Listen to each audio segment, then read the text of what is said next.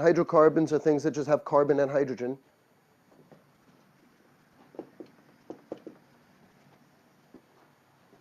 Not to be confused with carbohydrates. We've already said this. And if it has all single bonds in the carbon and hydrogen, then it's called an alkane. If it has at least one double bond, it'll be an alkene, E-N-E. If it has a triple bond, it'll be an alkyne, Y-N-E. And as far as alkanes are concerned, they have molecular formulas. Molecular formulas. C-H4. The next one is C2H6. The next one is C3H8, C4H10, C5H12, C6H14, so on and so forth. It keeps going forever, and definitely that goes back to one of the first things I said about chemistry in general, like organic chemistry. You know, organic chemistry is really dealing mostly with just a few of the elements on the entire periodic table, and meanwhile there's more of those kind of compounds in our world in front of us that you bump into than all of the other kind of compounds. Well, because how many different ways is iron going to combine with stuff? Like iron combines with oxygen, either is an iron 2+ with oxygen or an iron 3+ with oxygen. And that's it. You're not going to make all kinds of different size strings or whatever. But carbon can attach to hydrogens or attach to other carbons and attach to, and there's like infinite size chains that you can make out of that. There's so many different types of compounds. One carbon is called meth. Hear me out. One carbon is called meth. And if it's an alkane, then you end that with A-N-E. It's very important to understand that. That in organic chemistry, the name for a one-carbon thing is just meth. That's it. Then, does it have a functional group? Because it might have a functional group. Does it have double bonds? Well, one carbon can't really have double bonds between the carbons. But so what's two carbons? Two carbons is eth. And if it has a double bond, then it would not be ethane. It would be ethene. And if it has a functional group like an alcohol, it would be ethane-ol. Unless it's got a double bond, that would be ethene-ol. Unless it has a triple bond, it would be ethine-ol. So eth is what means two carbons, and adding an ane just means it's just an ordinary hydrocarbon. There's no additional things on it, no additional functional groups on there, and it's an alkane. It's not an alkene or an alkyne. This is propane. So prop means 3 carbons. Bute means 4 carbons. Ane means it's an alkane. Pent, ane. Hex, ane. What goes after that? Heptane, octane, nonane, decane.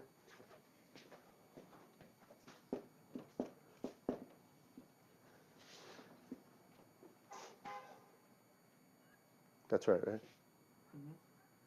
I had to stare at that twice to make sure I got the formula right. The formula is C to the N, H to the 2N plus 2. So you double that, that's 22 plus 2 more. What do you call that? Good, undecane or undecane. C12H26, dodecane. It's like, this sucks, right? It's kind of like now we have to learn all of the stuff from 10 to 20. And then it kind of starts being something obvious. So it's tridecane, tetradecane, pentadecane, hexadecane, heptadecane, octadecane, nonadecane, and decadecane. No, it's not. Something close. Somebody said isocane. C20H42 is icosane. Isocane, icosane. If anybody is Greek, then for them the word icosane, that makes sense. Something like Eicos is, I'm not Greek nor do I even know this word, but over the years people have confirmed this. Eicos is 20, something like Eicos, very similar to that. word. Why we care about icosane? So it's not decadecane. It reminds me of a comedian who made a video on YouTube of himself counting. It was an Asian, I think a Chinese guy, who spoke perfect English, but he pretended to be like somebody who's a complete immigrant who doesn't know how to speak English whatsoever, with a very, very thick accent, and just a video of him counting. So he got up to 10, like in a very difficult way, right? He's like, 9, like that, and then he got to 10, and then afterwards you see him like panic, look, and then he says, 10-1, 10-2, then he gets to 20, he says 10-10. And like the video keeps going, and he's like 10-10-10. That was his 30. Now here it's icosane. Should you know past that? Okay, as far as nomenclature is concerned for organic chemistry, I have yet to see many exams have parent chains. So we're gonna learn nomenclature today. You have to circle the parent chain, and then you have to say where the positioning is for the substituents and all that. I have yet to see parent chains that are much longer than 10.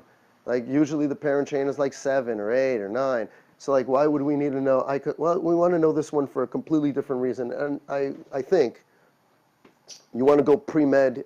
We talked about your memory. We talked about practicing with your memory.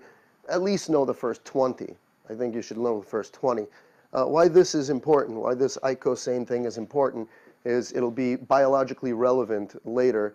There's a class of biomolecules, hormones, that are called eicosanoids.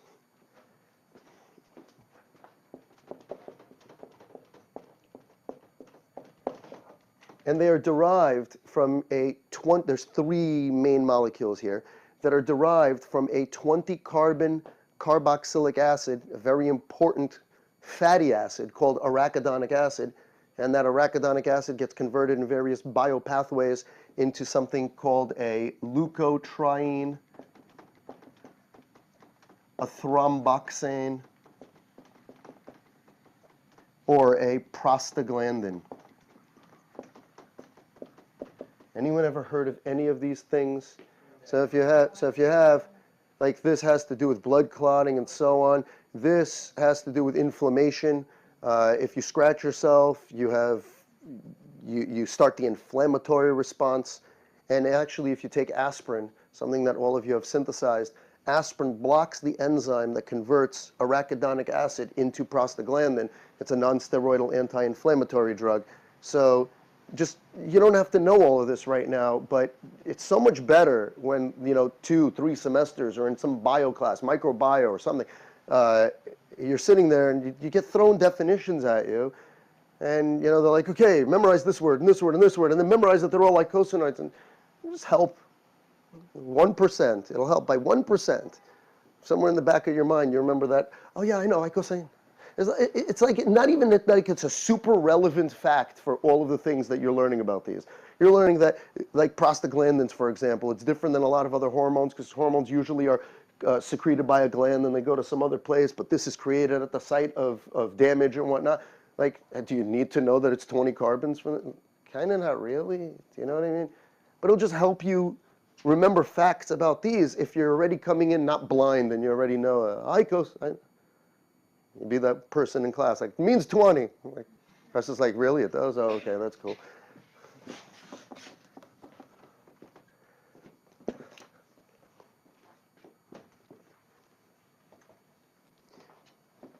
If I give one of you 3 red Lego blocks and 2 blue Lego blocks and ask you to connect them up, and I give another one of you 3 red Lego blocks and 2 blue Lego blocks and ask you to connect them up, there's a chance that the 2 people will connect them the exact same way, and there's a chance that the 2 people connect them in different ways, right? Connecting them in different ways here, if you have 5 carbons and 12 hydrogens and you link them up in different ways, it's called isomers, but specific kinds of isomers. They're called constitutional isomers.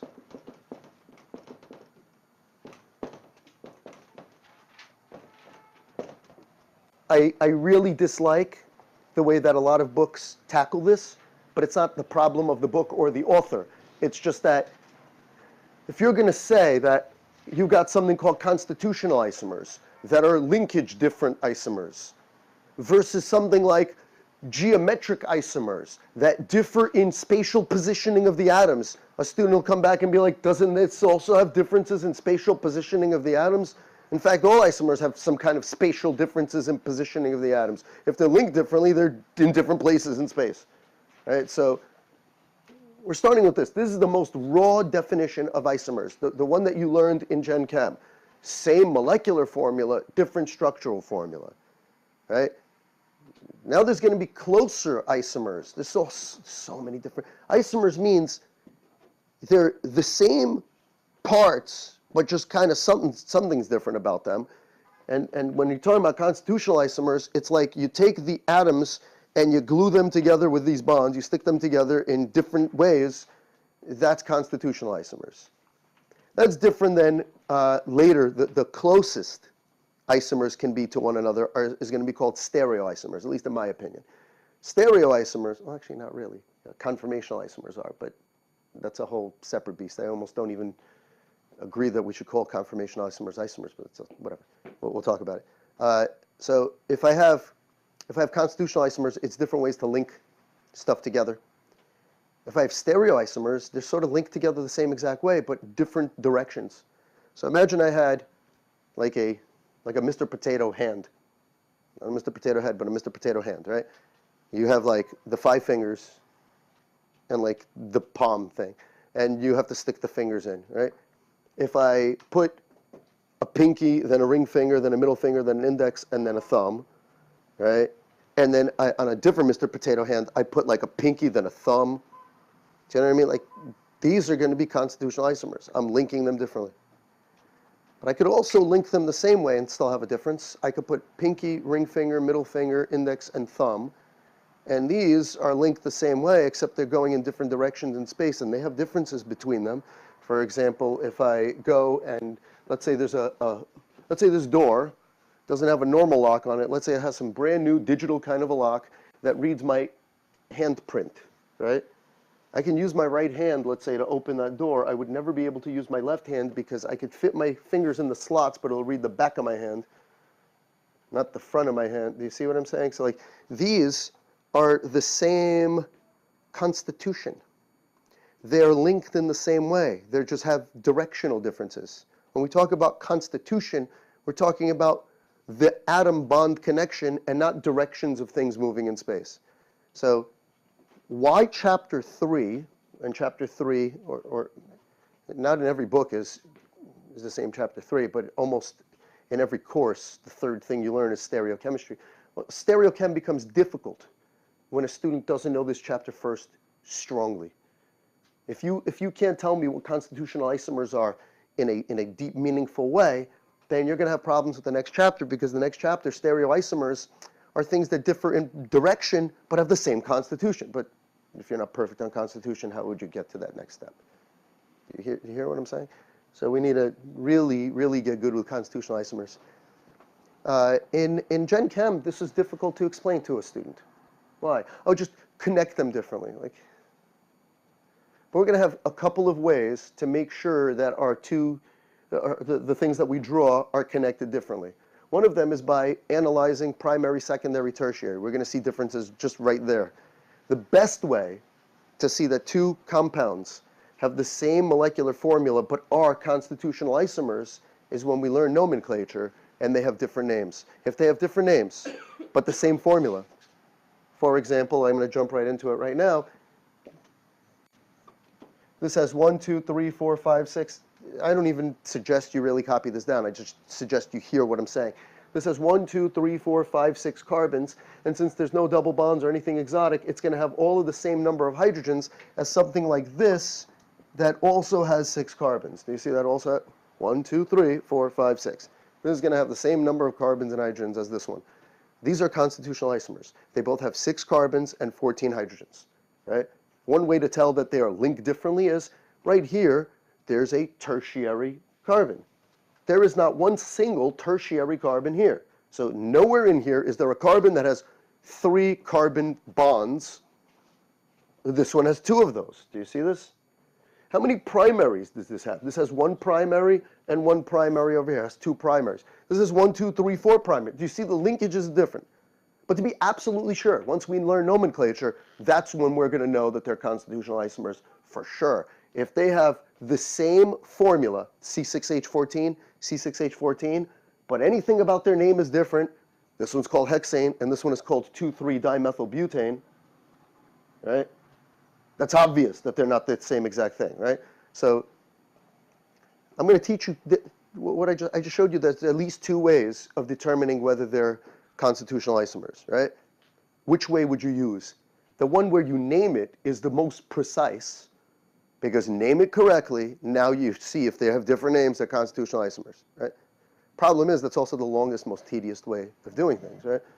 So here, we're trying to learn all of the ways to accomplish a goal, to be able to tell something, and figure out which one is most efficient for the problem that's in front of us. Like you will see in chapter 3, when I just mentioned stereoisomers, right? My hands are stereoisomers. In chapter 3, there's going to be like 5 ways to determine whether two things are enantiomers, let's say. And one of them is going to be like determining its RNS, if anybody's ever heard of that. Another way is going to be seeing if they're mirror images that are superimposable. Another way is, there's so many ways to accomplish a goal. So there's two states of thinking here. Oh, if there's 3 ways of doing the same thing, I'm just going to learn one of them really well. That might get you to the answer of the question. But what we need to do here, being pre-med, pre-dental, pre-pharmacy, pre-optometry, is forward think to the MCAT. The MCAT is unforgiving. You can't just, if you're not prepared. The MCAT's unforgiving. You can't just do something one way and hope to get it right. You got to know all the best ways of doing it.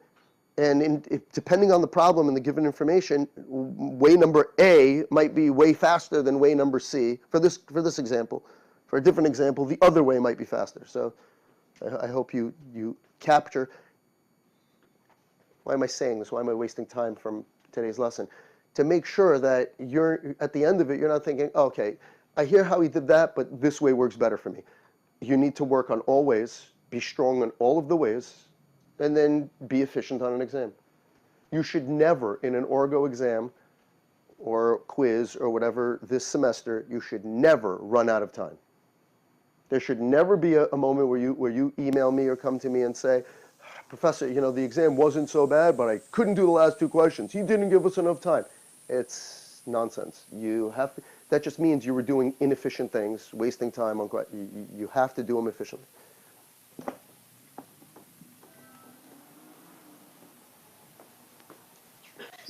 Which basically demonstrates that you're going to need a lot of hours of practice, right? I hope you're hearing me. Methane has only one way of linking. There is no multiple kinds of ways to link. You take that carbon, you attach it to a hydrogen. You cannot attach a hydrogen to a hydrogen. You can't do this, break the duet rule. That's not happening. So there's only one way to link up methane, and therefore methane does not have constitutional isomers. It's just methane. Ethane is the same exact thing. Doesn't have constitutional isomers. Propane is the same exact thing. It has no constitutional isomers. There's no amazing way to explain that yet until we get really good at drawing the constitutional isomers from butane on, and you go back and you say, I'm going to try to apply these rules to this, and then you'll see there's no way to draw them. So as far as constitutional isomers are concerned, methane has 0, ethane has 0, propane has 0, but butane has 2. And that doesn't mean that butane plus 2 more things. Butane is 2 things. This always confused me. As a student, I thought that the textbooks actually had an error here, because if there's only one way to draw methane, and you say that it has 0, then it means if there's 2 ways to draw butane, it should be 1. Right? If 1 is 0, then 2 is 1, but that's not how it is. That's not how it goes. Based on the definition, if there is only one way to draw it, it's not isomers. And if there's multiple ways to draw them, then each way to draw is an isomer. You add up all the ways to draw, and you got a number of isomers. Butane has 2, pentane has 3, hexane has 5, I think. I don't remember. I'm actually not, with a lot of topics, I'm not very great with memorizing. So I can give you basically every single physics formula on the board, but if you ask me right now to put the physics formulas on the board, I maybe remember one of them. As we start discussing it, and start going through the theory, and then you start linking things, the formula emerges. I think the development rather than just raw memorization. So from what I remember, I think hexane has 5, but as we go through it, we'll see a systematic approach. With regard to nomenclature, here's how you draw butane. You could draw it with all 4 carbons in a row, and then attach all of the individual hydrogens to it. And on an exam, please do not put sticks over here without the H's. If you ever draw a C, you better draw an H. The utility of the line bond formula is that you're not drawing the letter C, and therefore you don't need to attach H's to those C's, right? Don't mix and match. Don't draw this without the H's. Could you draw this with the H's? Sure, but that's a waste of time. Like, why would you do that? So this was called butane. But then they realized there's more than one way that carbons could attach to make this butane thing. Because they could attach this way, with one off of the center. And if I bring in all of the hydrogens, this is also butane. Overall, it's also butane because it shares the C4H10 molecular formula. What did they call this? Originally they called this N-butane for normal butane. Straight chain normal butane. What do they call this? Well, this is an isomer of butane, so they call it isobutane.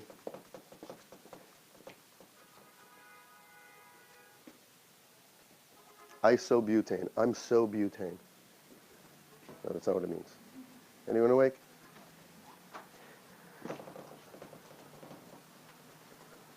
As far as the pentanes are concerned, you could draw 1, 2, 3, 4, 5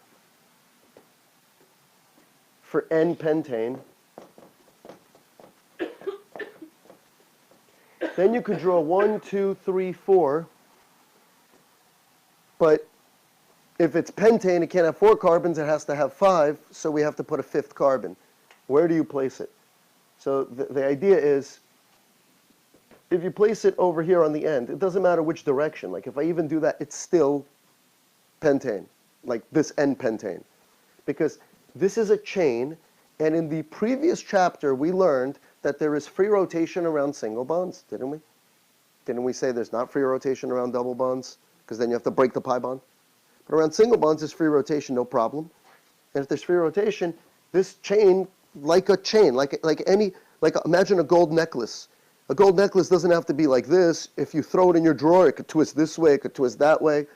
So to know whether they're the same isomer or not, what you can do is how many carbons are there in the longest chain that we see?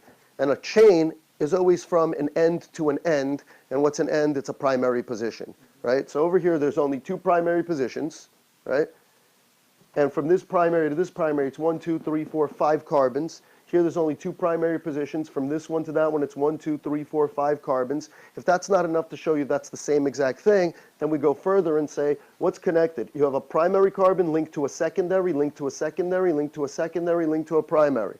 This is a primary linked to a secondary, linked to a secondary, linked to a secondary, linked to a primary. You see the linkage is exactly the same? There's no difference between that. So the idea of drawing these isomers is draw all of them in a row, then shorten the chain by 1, and find the new location to put that 1. And that 1 should never be put on the end because you go right back to the chain before it. So you should put it somewhere more internal, from the second carbon inside to any other carbon inside. Now, if I put the extra carbon over here, you'll notice that it's the same as putting it over here because that's kind of like turn around the molecule. That's the worst description of what I wanted to say right now because, oh, it's the same as turn around the molecule. How do you know you're allowed to turn around? When we name this, putting that extra carbon over here, we're going to name this methylbutane. Some of you that are good at nomenclature are looking at the board and saying, don't you mean 2-methylbutane? No, I mean methylbutane because it's 2-methylbutane, or on this side it would be 2-methylbutane. There's no other kind of methylbutane. The only kind of methylbutane is 2-methylbutane, so why put the 2? And we're going to see that you don't need to put numbers for redundancies. So we'll work that out. For example, there's no need to put a 2 in methylpropane. Because where else are you going to put the, here's propane, right? If I want to make methylpropane, should I put the methyl over here? That wouldn't make sense. That would be called butane. Should I put the methyl over here? That would be called butane. So the only place to put the methyl on propane is in the middle. So why call it 2-methylpropane? It's just methylpropane. Do you see? Let's say I have a pentane. Do I have to give it a number?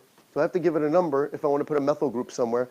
You know you can't put a methyl over here because that'll be hexane. You can't put a methyl over here because that'll be hexane. But if you put a methyl group, you could put it on this position, and from this side, it's 2-methylpentane. If you put it over here, from this side, it's 3-methylpentane. Or from that side, it's 3-methylpentane, 3-methylpentane, 3-methylpentane. No matter what, 3-methylpentane is different than 2-methylpentane. So now you have to put the number. The whole entire reason for this nomenclature thing is so that you can draw something that I'm talking about. Well, actually, that's what it used to be before computers. Now with computers, if you don't know what it is, you just pop in the name and it draws it for you. But still, you want to have some level of efficiency. Later on, when you're, let's say, in biochemistry or beyond med school, you're going to be reading very, very long research papers. And there's going to have molecules all over the place. And you want to be able to easily connect the word, the name of the molecule, to the picture that they're discussing. I hope you're hearing me.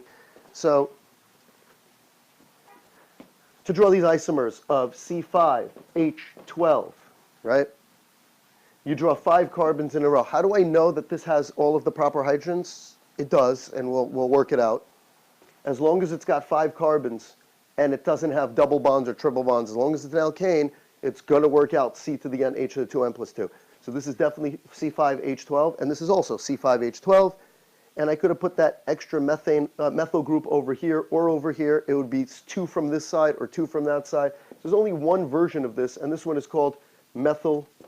Sorry, I'm not trying to give you the IUPAC or systematic name. I want to give you the original names. So they're like, okay, the whole chain is N-pentane, and then when you draw an isomer of it, it's going to be called isopentane. Okay? Are there any more isomers? The answer is yes. This is what I call 5 plus 0, which is just the longest chain. I put all of the carbons, but I have no carbons left because I want 5 carbons in total. I'm trying to do isomers of 5 carbons. If I have no more isomers of a 5-carbon total chain, but I have 5 carbons, so I go to 4 carbons and I vary where the location of that extra 1 carbon is. This is my 4 plus 1. And you're going to do this as much as possible. I'll try to do all the 4 plus 1s. There's only one 4 plus 1. There's no other place to put the plus 1. So that's it. So then what would you do after that? You would do 3 plus 2. And after you do 3 plus 2, you would do 3 plus 1 plus 1. Do you see what that idea is? Here's a 3 plus 2. Here's my 3 plus 2. You draw a 3-carbon chain, and then you want to put a plus 2. That doesn't mean put 1 carbon somewhere and another carbon somewhere. That would be a plus 1 and a plus 1. We want a 2-carbon chain. You know you can't put it on the first position or the last position. So my 2-carbon chain needs to be placed in the middle position. Everyone paying attention? If I put the 2-carbon in the middle position, I go 1 and another carbon. Is that really a 3 plus 2? Right away, that changes from 3 plus 2 to 4 plus 1. And we will know this. We will know this when we are very good at nomenclature. The first rule of nomenclature is find the parent chain. And the parent chain is the longest chain as long as it's an alkane. Things change when there's a functional group or a priority group. So we're going to start with no priority groups, just alkanes. The rule is find the longest chain and call that the parent chain. Well, what's the longest chain? It's from primary to primary. Where are the primaries? Here's a primary, here's a primary, and here's a primary. So what's the longest chain? It isn't horizontal. It isn't 1, 2, 3. It's either this way or this way, right? Let me circle one of these longest chains. Here's my 1, 2, 3, 4. Do you see that becomes a 4 plus 1 extra carbon, right? What that shows me is there's just no possibility for this example of a 3 plus 2. There won't always be a 3 plus 2. For example, now go deeper. When we go to, let's say, octane, 8. You're going to draw 8 plus 0, full chain. Then you'll draw 7 plus 1. You'll draw a 7-carbon chain and find all of the different unique positions of putting 1. Then you'll draw 6 plus 2. That doesn't mean there even is a 6 plus 2, but you'll try to do all the different things of 6 plus 2. And if you get some, you get some. If you get, you'll then do a 5 plus 3. Actually, sorry. If you do 6 plus 2, then you do 6 plus 1 and one more. Then you'll do 5 plus 3. If that doesn't work out, or even if it does, you'll do 5 plus 2 plus 1. And if that doesn't work out, or if it does, then you'll do 5 plus 1 plus 1 plus 1. Anything that adds up to 8. Now, why am I doing it this method? Why is this systematic method of mine? I created this method based on, I didn't really create it. It created itself. I was just thinking, and it just worked itself out. This method is based on the history of how things were named, actually.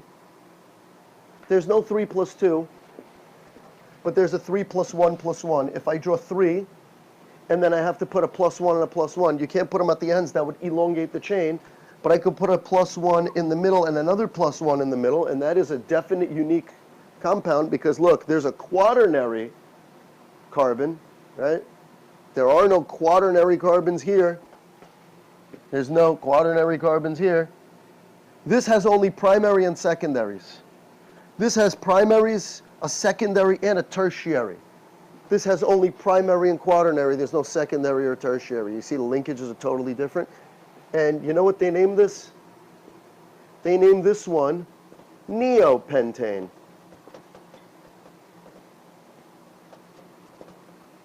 What does Neo stand for? It means new. Like, have you ever heard of the pathway, the biochemical pathway, gluconeogenesis? Raise your hand if you've ever heard of gluconeogenesis. It means creating new sugar. Usually starts with lactate or pyruvate, but here's my point. Do you see the system created itself? Can you hear me out where I came with my 10 plus 0 and 9 plus 1 and 8 plus 2 and 8 plus 1 plus 1? Where did I come up with that? That's the history of how they named this. They found an M-pentane, and then after that they realized you could have an isomer of pentane. But why didn't they call this one isopentane? Why is this one the one that's called isopentane? And then they're like, oh crap, there's a third one, neopentane. Do you see? The way they named it is in the order of my 5 plus 0 and 4 plus 1 and 3 plus 1 plus 1. It goes, the whole idea to find isomers is the same way they named them with their common historical names, which is start from the longest chain possible and then decrease the chain size, and whatever number of extra carbons you have to put on the middle, start with the longest amount of those and decrease that. We're always going from largest to smallest. And this is the way to find all the isomers. This is the correct way to find all the isomers. And then whenever I've already talked about this a little bit in our last class, but when I introduced this for the first time, I rushed this last time because I wanted us to just think about starting to draw constitutional isomers this way. But whenever I introduce this, I always say, okay, so like every time there's an isomer, you need to put a new prefix in front of the name, right? So here you would get to memorizing 5 prefixes. Prefixes? Should we say prefaces? Prefixes. You'll memorize 5.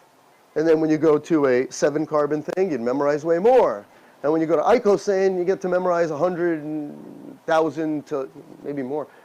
A 37-carbon compound has 25 million isomers, constitutional isomers. So a 20-carbon compound must have a million. So memorize a million names. It becomes much easier to learn systematic names and call that pentane, to call that methylpentane, methylbutane, to call that dimethylpropane. Of course, before we drop the numbers, before we stop putting in numbers, we're going to number everything properly. So for us today, we're going to call this pentane. We're going to call this 2-methylbutane. And this one we're going to call 2,2-dimethylbutane. We're going to work that out entirely properly. And then once a week passes, 2 weeks pass, and we get good at this, we're going to start eliminating redundant numbering. Like, have you ever heard of the compound ethanol? You had to. It's like, if they're going to teach you anything in Gen Chem about functional groups, they'll talk about the alcohol functional group and say there's something called ethanol. But the point is, it's called ethanol. It's not called 1-ethanol or 2-ethanol. There's no number. But when it's propanol, you could have propanol, or you could have a different propanol. And that's 1-propanol and that's 2-propanol. But you see, even in the books, they never named it 1-ethanol because there's a redundancy. Can you imagine? You call it 1-methanol. Well, what other carbon could it be on? There's only one in total. What was your question? What was your question? In line bond rotation, is it okay to draw, so basically how you drew Neopentane and you drew it like a V? Yeah. Would it also have been okay if I was... So the question is, how do you draw line bond? Not how you draw line bond, but what's okay to do in line bond. If I draw 3 carbons and I want to add 2 more carbons, it's not so wrong to draw one of them over here. I just don't like it, and eventually, with some experience, your eyes are going to almost bleed when you see this.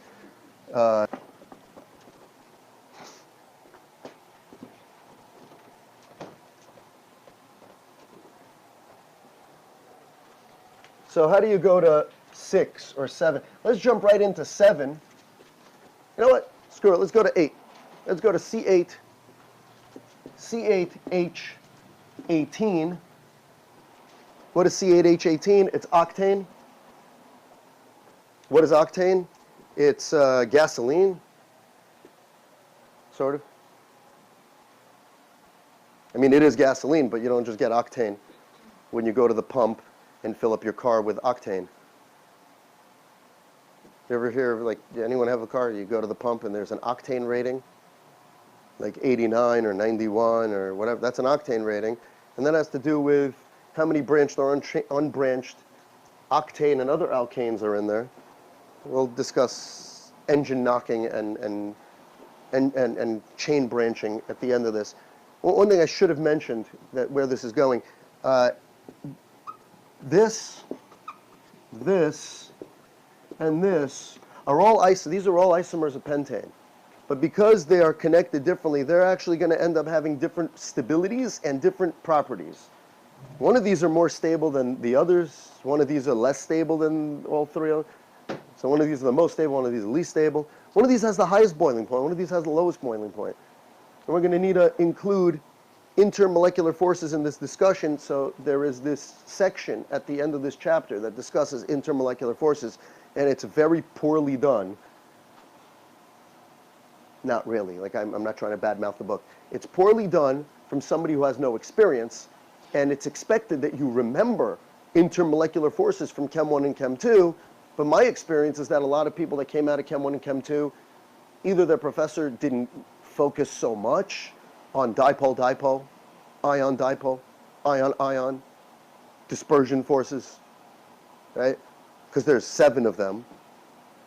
So they either didn't focus so much, didn't test you so much. So you come in here not really perfectly well-versed in all of that, and then you're expected to just jump right into dispersion force. So we're going to have a lesson on this. I feel like it's going to be next weekend. I'll let you all know, because that's like a lesson on its own. But that lesson, by the way, makes lab make complete sense. So everything that you've done in lab comes from everything you're going to do in lab, whether it's extraction, distillation, just melting and boiling and all that. And we're going to learn that this has the highest boiling point, medium boiling point, lowest boiling point, and most people in the country will learn that. But how many will learn that this has the highest melting point, next highest melting point, lowest melting point, and the reasons behind that? There's only a small paragraph on that in this chapter, and people coming into the MCAT don't know that melting idea, but it's so vital to know that as a pre-med, pre-dental student, because the dispersion forces that hold these together are the same kind of dispersion forces that hold not fatty acids, but triglycerides and phospholipids, and, well, we'll get into that. So if you're one of the people that understand the pattern of melting points for neutral substances, then you already got extra points on that MCAT compared to most other people. But see, there's a lot of places we're going with this. So how do you draw a C8, 8 carbons? How do we do that? I want to do an 8 plus 0. Then I want to do a 7 plus 1. Then I want to do a 6 plus 2, a 6 plus 1 plus 1. Then I want to do a 5 plus 3, a 5 plus 2 plus 1, a 5 plus 1 plus 1 plus 1. Do you see? I'm going longest and I'm shortening the chain, And when I shorten the chain so there's more than one carbon, I'm going longest and shortening the chain. So vital we know how to do that. So we end up with 1, 2, 3, 4, 5, 6, 7, 8 carbons, and that's my N-octane. That's my regular octane. So I got that out of the way. Now 7 plus 1. 7 plus 1. 1, 2, 3, 4, 5, 6, 7. That's my 7. And as we do this, as we learn this, you realize you can't put the last one, or the remaining carbon, on one of the end carbons. Why? That just elongates the entire chain. I said this last time. So I have one carbon to place, the plus 1. Where am I going to place it? Not here or here. Can we all look? Not here or here. So where are the places I could place it? I could place it here at A. I could place it over here at B. I could place it over here at C. But if you're thinking symmetry, then this is back to B and this is back to A. So I don't need to place it in those locations because those are not unique locations. So I now have 1, 2, 3 different possibilities of a 7 plus 1. So 1, 2, 3, 4, 5, 6, 7. 7 plus 1, 1, 2, 3, 4, 5, 6, 7. 7 plus 1, 1, 2, 3, 4, 5, 6, 7. 7 plus 1. This might be annoying in the beginning, but wow, if you do the systematic thing and you get a question on an exam to draw isomers, immediately after that, students of mine are so happy. You know what they don't ask you? Nobody in their right mind would be like, draw all the isomers of Eicosane. Yeah, get ready to spend 12 years drawing 1 million compounds, right? They're either going to say, draw all of the isomers of something small, like pentane or hexane, and when it comes to something bigger, like octane, they would say, draw 3 isomers. Well, how easy is it to just draw a 8 plus 0 and just another random 6 plus 2 and a 5 plus 1 plus 1? Just pick 3. That's pretty easy. Here's my 8 plus 0. Here's my versions of 7 plus 1. Everyone see the 7 plus 1? And when we name it, this is going to be 2-methylheptane, 3-methylheptane, 4-methylheptane. So we got 7 plus 1 out of the way. 6 plus 2. 2, 4, 6. If I'm doing a plus 2, I'm adding a chain of 2 carbons. Where do I add it? I can't add it to the beginning because that elongates the chain. But do you see that if I add it to the second one, it elongates the chain also? Here's why. When I add 1 carbon, it doesn't, because going this way is the same length as that way. But when I add a second carbon, now going this way is longer than that chain was. So when you do a plus 1, never put it on the end. And when you do a plus 2, never put it on the end or the second position. When you do a plus 3, don't put it on the end, the second or the third position. When you do a plus 4, not the first, second, third, or fourth. When you do a 1, don't put it on 1. When you do it on 2, don't put it on 1 or 2. 3, not 1, 2, or 3. Can we remember that? I think that's something memorable. It's very memorable. Okay, so that means 6 plus 2 is 2, 4, 6. Don't put it here or here. Which obviously means don't put it here or here, the plus 2. And that means we got A or A. You see that A or A? So now we know this is my only 6 plus 2. Right here. 2, 4, 6 plus 1, 2. Wait. Professor. Why'd you draw it that way? Okay. You don't like that? You don't like that? Then draw this horrible looking thing. Still not specifically wrong. You're not drawing a geometry of this. You're drawing a constitution. There's my 6 plus 2. Do you see? It is possible to figure out all of the isomers. There is a problem, though. When you get to like 10, 12 carbons, because there's so many variations of let's say, 8 plus, let's say it's 12 carbons, 8 plus 4. There's so many variations, it's so easy to miss 1 or 2. That's why it's a completely not fair question to ask a student to draw all of the isomers of octane, let's say. It's possible to miss it. So we have that. What's 6 plus 1 plus 1? Yeah, what's the question? Also like a systematic way of you knowing the total number of isomers? Because like when you wrote down like C4, C5, C6, like it includes by So the question was, is there a systematic way of knowing the total number of isomers? I'm sure if I ever sat down with the math, I would be able to answer that question for you. Yeah. And I'm sure it might even be something easy that many people know that I never bothered to figure out. There has, in my just random answer right now, just my feeling on it, there has to be a way to do that, because where for me it mattered was to know how many stereoisomers are possible, and there is definitely, and in, let's say, biology, how many codons are possible from A, T, C, and G. You can do that also. So based on the number of carbons, and you could come up with a formula. Look, you could come up with a formula. You have some number of carbons, and then you could vary it lower and lower and lower, and for each varying of lower, you could do +2 and vary that lower, lower, and lower. And you know that how many positions can you put the +2, not on the first or second or the last of that, so you only have one position in between. So you could build an algorithm, put in Excel, and then just write how many carbons you have, and then you should come back with the proper number. I'm imagining it's going to be not so simple to do, and this is why in the past 20 years I haven't attempted it. Maybe it is simple, who knows? Who knows? I haven't tried. I'm a little curious now. I might have an answer for you later today, or maybe not, I don't know. I won't Google it, though, because that's not useful at all, in my opinion. That's like you gave up. Okay, so 6 + 1 + 1. 1, 2, 3, 4, 5, 6. Okay, where can we put the +1s? +1s can't be put here or here, but they could be put over here, here, here, and here. And there's 2 of them that I'm putting, so I have to now figure out all the variations. This is where things get a little sketchy because you might miss one or two. I could put both of them on this. I could put one here and one here. I could put one here and one here, one here and one there. I could put one here and one here. I could put both of them on here. There's a lot of variations to this. Do you see? It's very easy to kind of get a little messed up.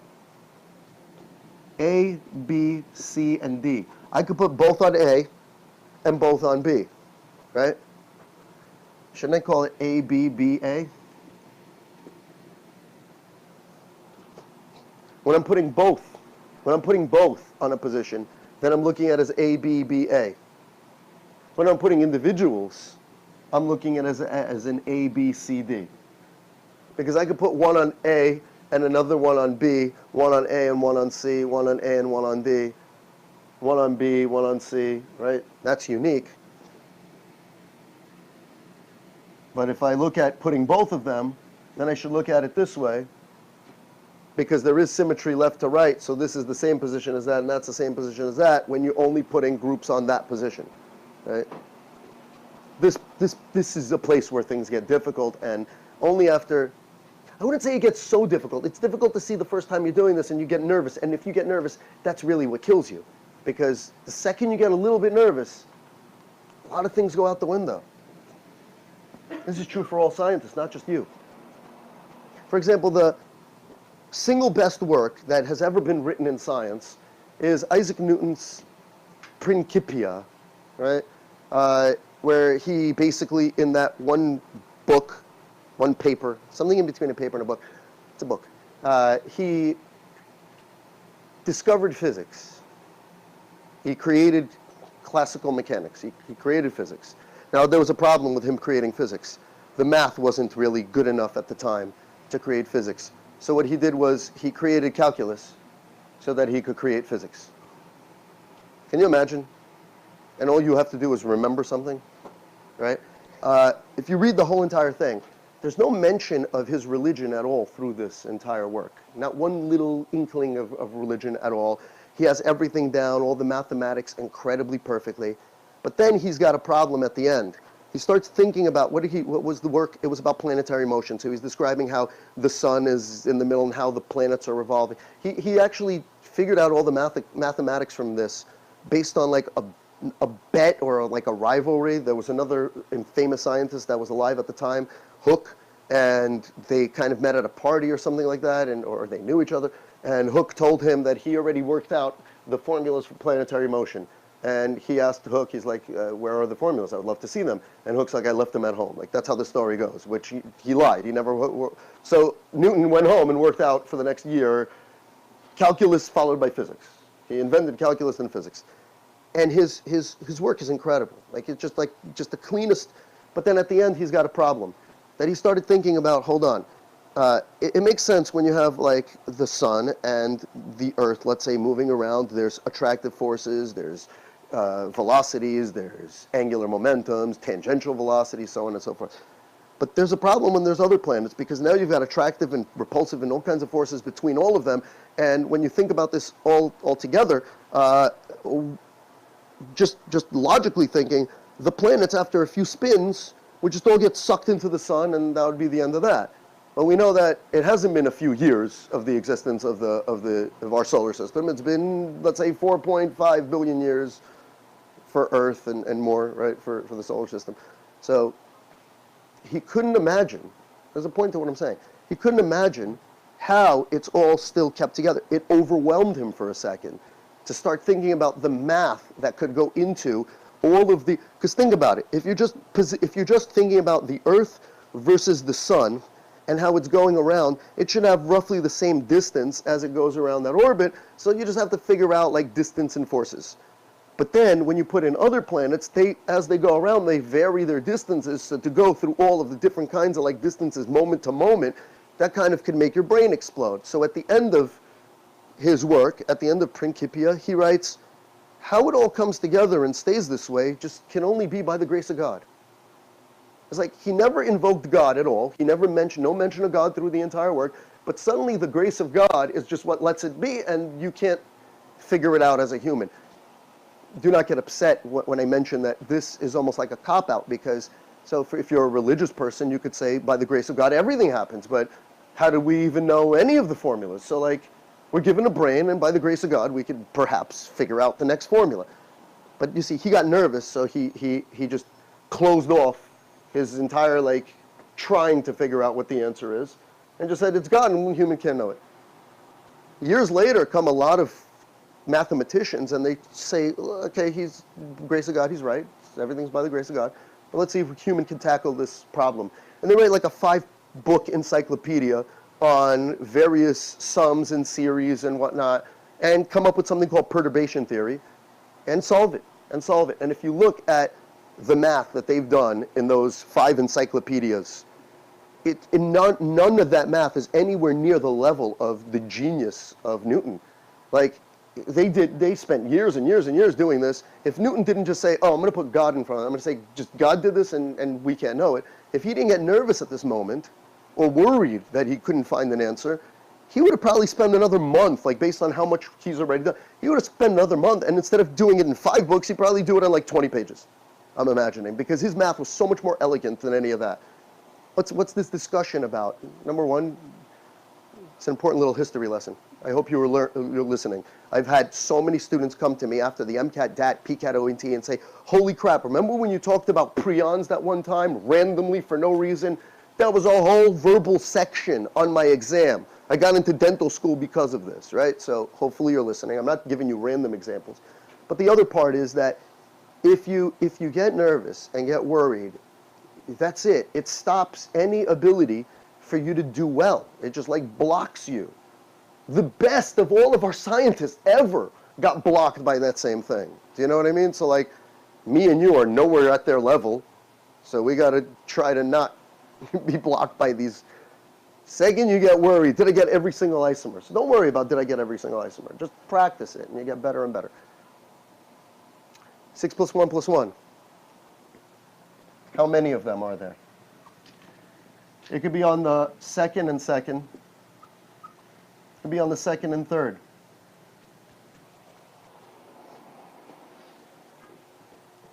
How many did we have before? How many of these? There's one of these. So I could erase it now. There's 1, 2, 3 of a 7 plus 1. Does that mean there's 5? Can you imagine? It goes like S, P, D, and F. There's 1, 3. Can there be 5 of those? No, there was what? There was 2 of those, right? There was 2 of those. It was over here, here. There's 2 of those. But maybe the plus 1s go in order. Like maybe it's 1, then 3, then how many of this?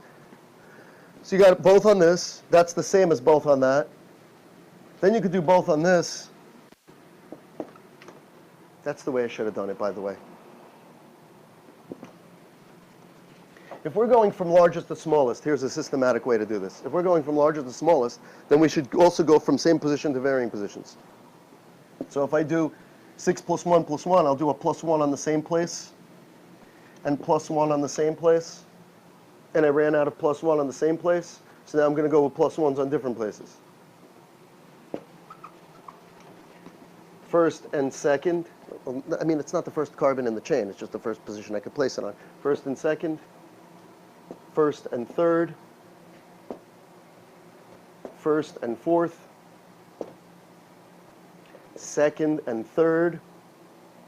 Should I do second and fourth?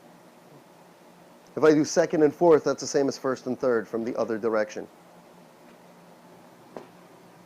If I do second and fourth, count it from the other direction, and if you redo a numbering system that you've already seen, then it's not new, right? So what is this? This is, if the parent chain, what we're about to do right now is actually nomenclature, right? We're about to get into the numbering of nomenclature. This is the parent chain, and we didn't alter the parent chain by putting those here, so this works. And from that side, it's on position 2 and 2. From this side, it's 1, 2, 3, 4, 5. It's 5 and 5. And nomenclature says use the smallest number, right, to number the parent chain from either side. So we're going to call this one a 2, 2. What is this one? The parent chain is over here, and from this side it's 1, 2, 3.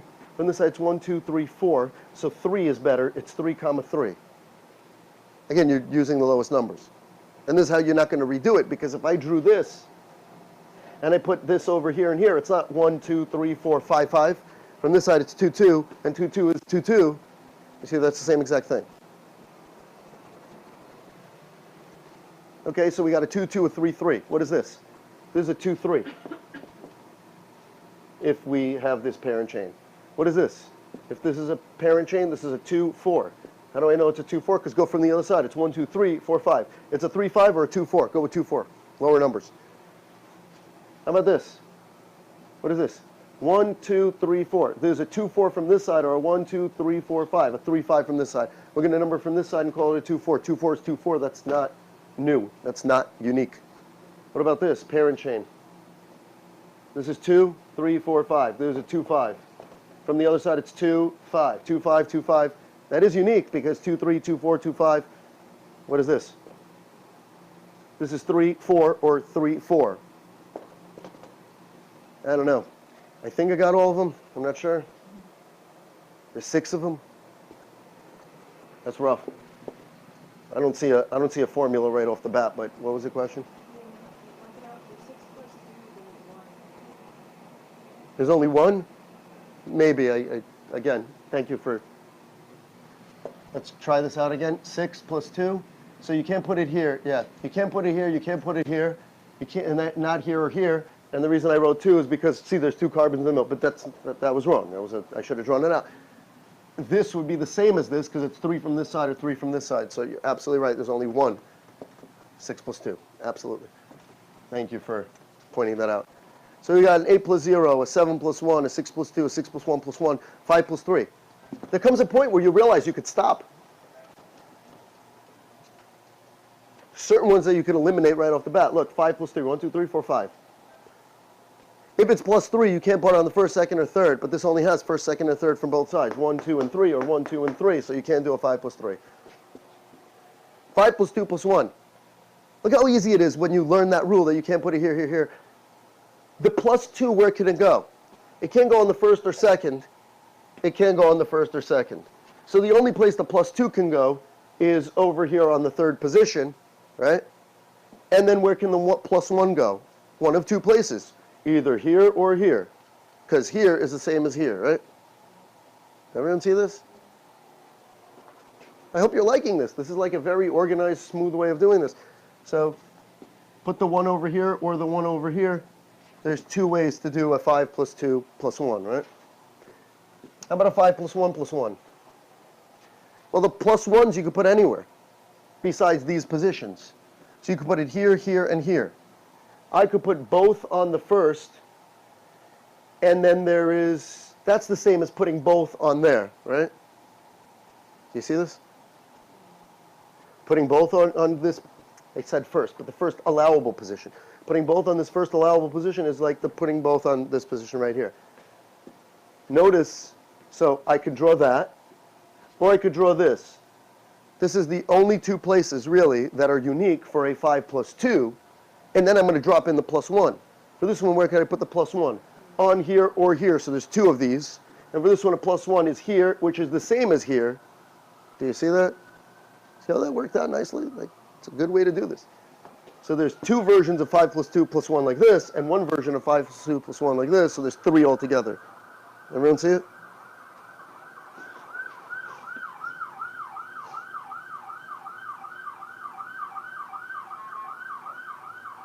How do I have a 2 over here? I don't know why I had a 2 over there.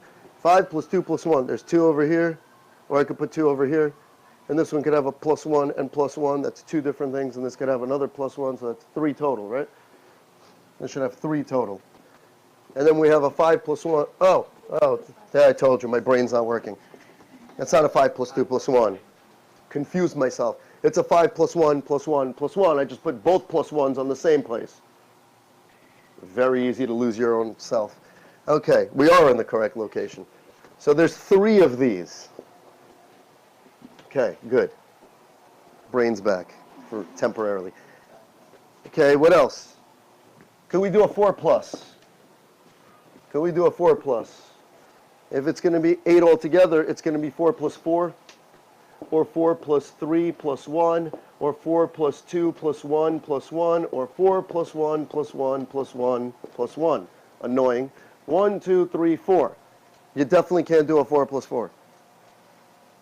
Why not? Because the +4 can't be on the first, second, third, or fourth. And there's only first and second. That can't happen. 4 + 3. The +3 can't be on the first, second, or third, but there's only first and second. There's no third. You can't have that. Could you have a 4 + 2? The +2 cannot be on the first or second from the end. There's only first and second from the end, so you can't have a 4 + 2. You see, you knock this out fairly quickly. It's easy for you to lose yourself here on this kind of a problem if you didn't practice. 4 + 1 + 1 + 1. Where could the +1s be? They can't be on ends, but they could be internally. And how many positions are there? Here there's 2, and here there's 2 more, so you could fill all of them up with +1s, and that's the only one of these that works. You see this? So you have one of these. And I don't think you could go any deeper than that, because do you see the 4+ kind of only gave us one possibility, so can you do a 3+? There's not going to be a 3+. So there's 1, 4, 5, plus 6 more. That's 11, 12, 13, 14, 15, 16, 17. That's a lot. It's a lot of octanes. Do you got the hang of this? Do you have the hang of this? I hope you do, because we're about to get into a nicer, deeper, nastier place. What if you don't have the formula that matches an alkane? This is what's even better about my method, so I hope you're paying attention. Let's say you're given the formula C8H12. That's not exactly the same anymore. Why? Because if it's an alkane that has all single bonds between carbons, you're going to have 8 × 2 + 2, you're going to have 18 hydrogens. This doesn't have 18 hydrogens, it only has 12. So how do you draw these? Check out this idea before we jump into that. Check out this idea. This is 3 carbons, right? No rings or double bonds or triple bonds, nothing like that. And the formula is 1, 2, 3 carbons, and this carbon is got 1 connection, so it's got 1, 2, 3 hydrogens. This carbon has 2 connections, so it's got 2 hydrogens. This carbon has 1 connection, so it's got 3 hydrogens, right? And of course, it's C3 with 3, 6, and 2 more H8. Okay? What if we have 3 carbons, but I have a double bond somewhere? What if we have 3 carbons, but I have a triple bond somewhere? What if I have 3 carbons, but it's a ring, some sort of like a benzene or something like that, right? This has 2 connections already, so you have 2 hydrogens. This has 3 connections, you have 1 hydrogen. This has 1 connection, so you have 3 hydrogens. 3, 4, 5, 6, C3H6. This has one connection, you have 3 hydrogens on it. This has 4 connections, it gets no hydrogens. This has 3 connections, it has 1 hydrogen, and that's C3H4. This has 2 connections, so you give it 2 hydrogens. This has 2 connections, you give it 2 hydrogens. This has 2 connections, so it has 2 hydrogens, and that's C3H6.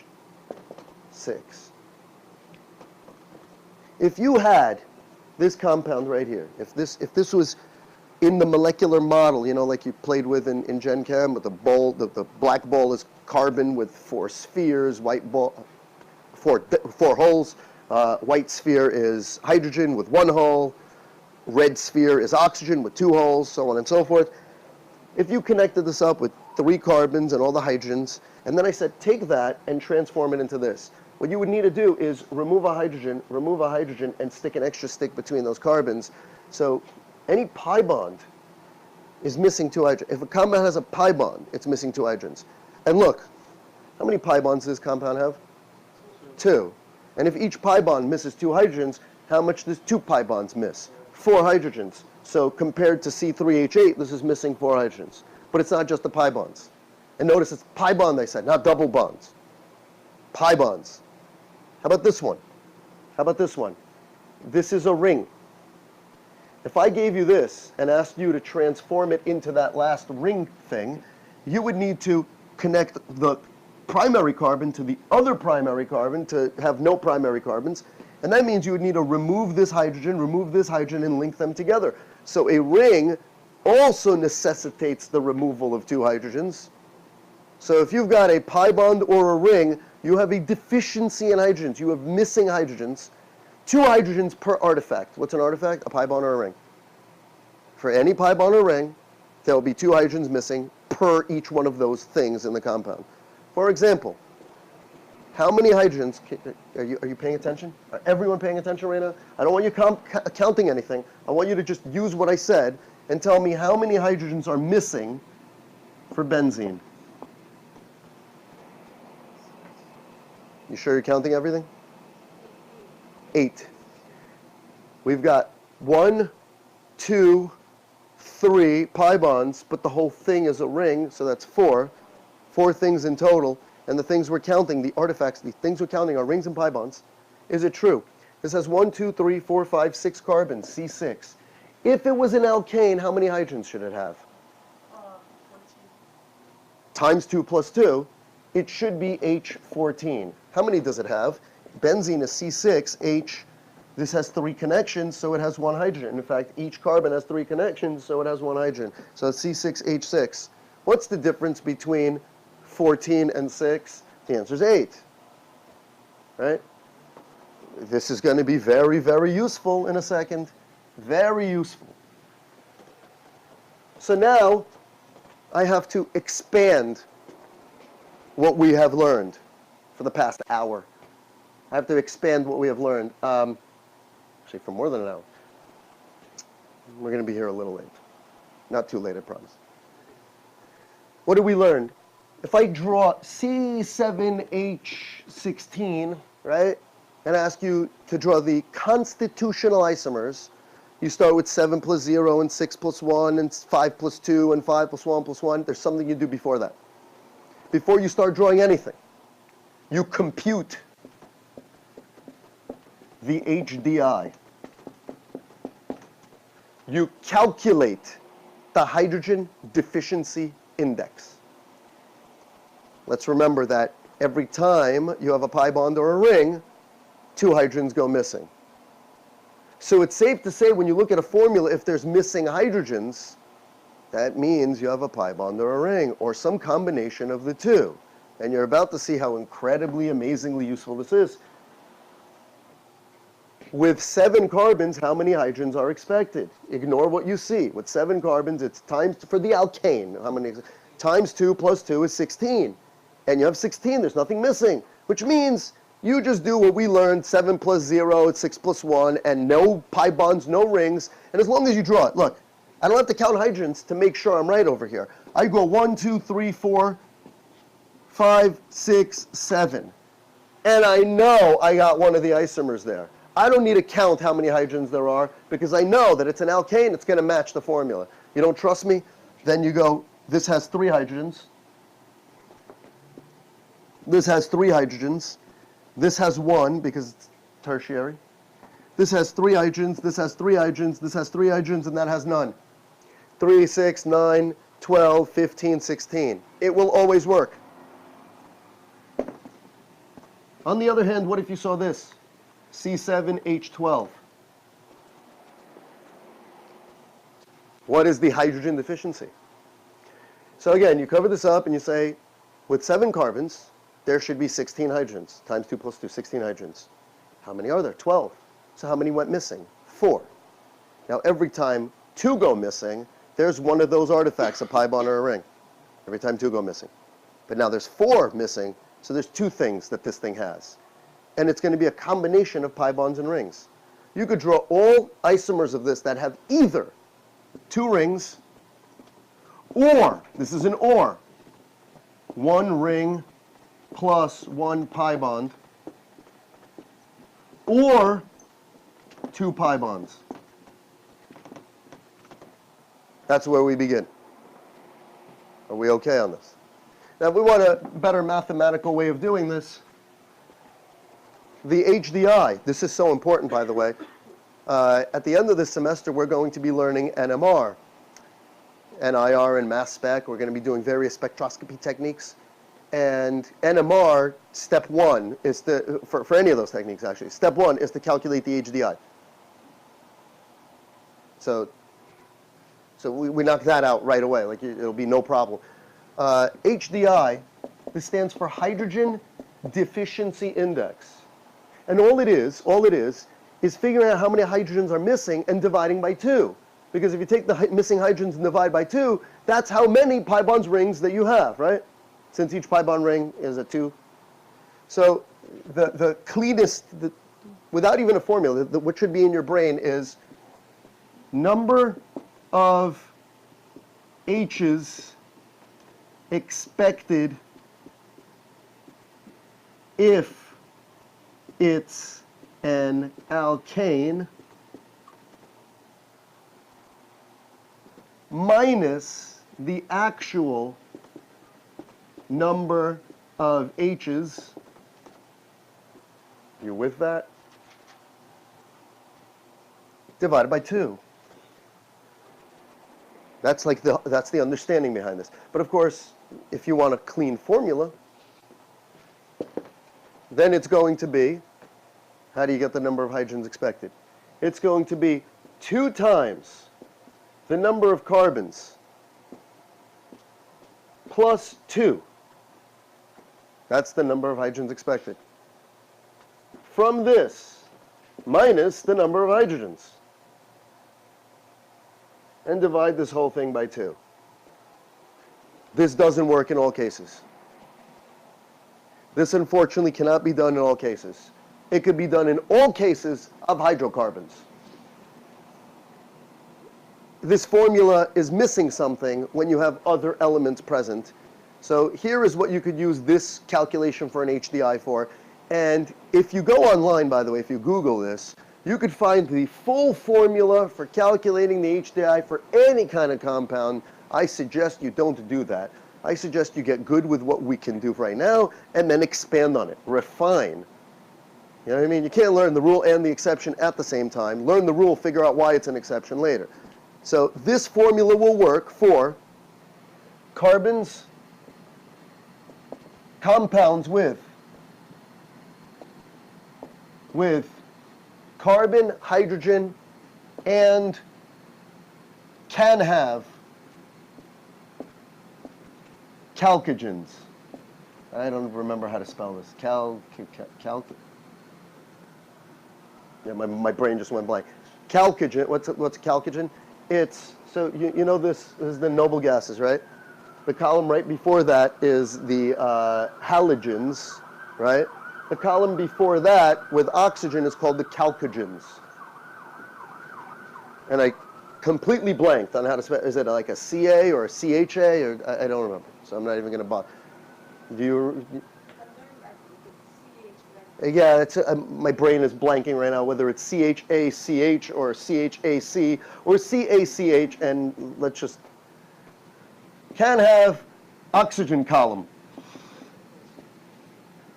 Just any of these, oxygen, sulfur, selenium, right, any of those. And the reason is, it's not going to alter the way that we count hydrogens, because oxygen or sulfur make 2 bonds. So what does that mean? One carbon has how many hydrogens? 4, right? Now if I shove an oxygen in there, since it makes 2 bonds, it carries a hydrogen with it. So do you see whether an oxygen's there or not, the one carbon's still going to have the same number of hydrogens? Things get nasty if you have a halogen in there. For example, if I have a halogen like chlorine, this carbon is missing hydrogens, right? But be careful. Why? Compared to an alkane. One carbon alkane is supposed to have 4 hydrogens. This carbon alkane has only 3. But be careful. It's not missing hydrogens because it's got a pi bond or a ring. It's because we miscalculated what we should do when there's a chlorine in there, right? So if you see a formula, C6, H10, Cl2, don't use this to calculate that. We're going to have to work out what to do when there's chlorines and bromines and iodines and anything else. But if you see this, if you see C6, H12, O6, if you see that, then that's the same as if it even didn't have oxygen. The oxygen don't matter. It won't change the way we're calculating HDI. So does glucose have an HDI? Can you calculate it, or can you just shake your head in some direction? Cover this up and say with 6 carbons you should have 14 hydrogens. It's missing 2 hydrogens. 14 minus 12 is 2. 2 divided by 2 is 1. And that means glucose has either a pi bond or a ring. So then it makes sense if you have a bio book and you've ever seen this picture in your bio book for glucoses with all these things like this, right? Anybody seen this crap before in bio book? There's a ring.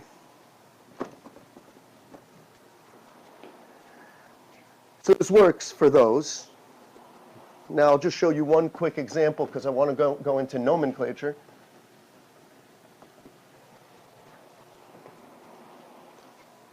Let's say you have C3H6O.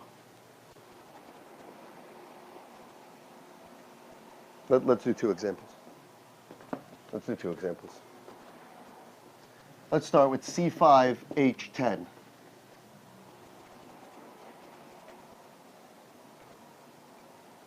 Do I draw random isomers? No. I start by calculating the HDI, and when I get the HDI down, if it has an HDI, then I'll show you what to do the next thing. If it doesn't have an HDI, if the HDI is 0, then you just do 5 plus 0, 4 plus 1, 3 plus 2, 3 plus 1 plus 1, right? Like that kind of a thing. It doesn't have an HDI. With 5 carbons, you expect 12 hydrogens minus the 10 you see divided by 2. That's 2 over 2. That's 1. The HDI is 1, right? See, I'm not good with formulas. Like, for me, I'm just cover that up and say, how many do I expect if it's an alkane? 12. Minus that, divide by 2. So you have an HDI of 1. What does that mean? Can it have 2 pi bonds? That'll be an HDI of 2, right? This could have either a pi bond or a ring. The pi bond is the easiest thing to solve right now. For ring, I'm going to have to show you one little thing that you're going to be like, oh my god, that's the same as everything we're doing. But for pi bond, this is super easy to solve because now pretend it doesn't have a pi bond. You hear me out? Pretend it doesn't have a pi bond and do the same crap you did before with 5 carbons. 5 plus 0, 4 plus 1, 3 plus 2, 3 plus 1 plus 1. So when I do that, and then we'll bring in the pi bond. After we're done, we're going to put in the pi bond. So if it's 5 plus 0, it's just 5, right? And 4 plus 1, what does that look like? Here's a 4 plus 1. There's only one 4 plus 1. It's either there or there, right? Yes? We've done this for... Again, please don't be confused and say, where's the pi bond? I'm showing you a systematic way of getting all of them, right? So, if step 1, find the HDI.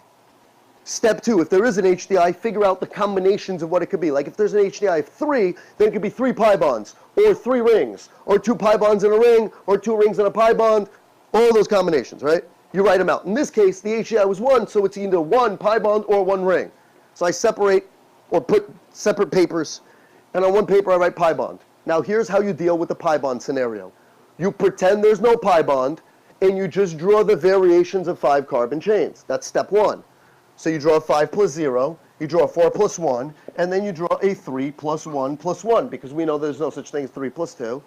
Now that you've drawn all of these, for each one, put a pi bond in a unique location, and you're going to get all of the isomers for each one. For example, do you see this is the same kind of location as that, symmetry-wise?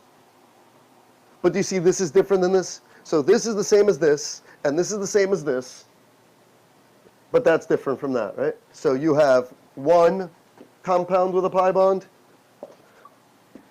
2 compounds with a pi bond. And I promise you, if you do this the way that I'm showing you, you don't have to count the hydrogens over here to see if that's the right number of hydrogens. You'll count later and see if we got the right number. Oh, we'll do it right now. That has 3. That has 3 more. That's 6, 7, 8, 9, 10. It'll always work. How many of you feel comfortable with what we're starting to do here? Okay. So you draw the 5 plus 0, and then you vary the pi bonds. You do 4 plus 1, vary the pi bonds. Be careful. Sometimes it doesn't look symmetrical, but it is. Be careful. This right here, you all looking?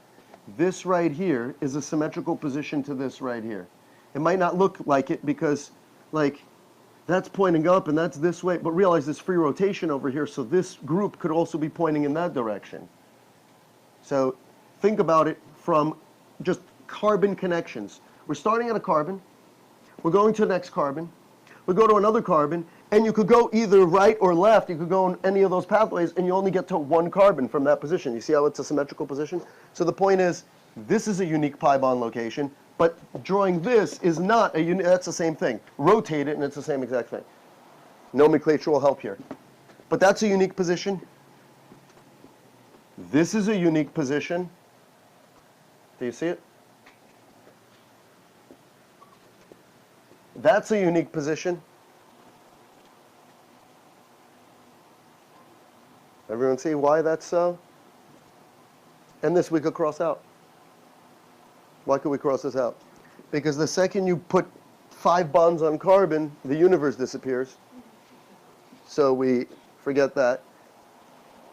So there's 1, 2, 3, 4, 5. Can you imagine? Can you imagine how much easier the end of Chem 2 would have been had you known this first? Look, imagine you have this. Check this out. Check this out.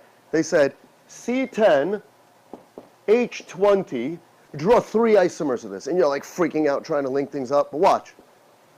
10 times 2 plus 2 is 22. 22 minus 20 is 2. Divided by 2 is 1. You got 1 artifact, a pi bond or a ring. And here's what I would do to draw 3 of them. 1, 2, 3, 4, 5, 6, 7, 8, 9, 10. I put a double bond there, draw it again, put a double bond there, draw it again, put a double bond there. There's 3 different isomers. That's real easy, right? That's like...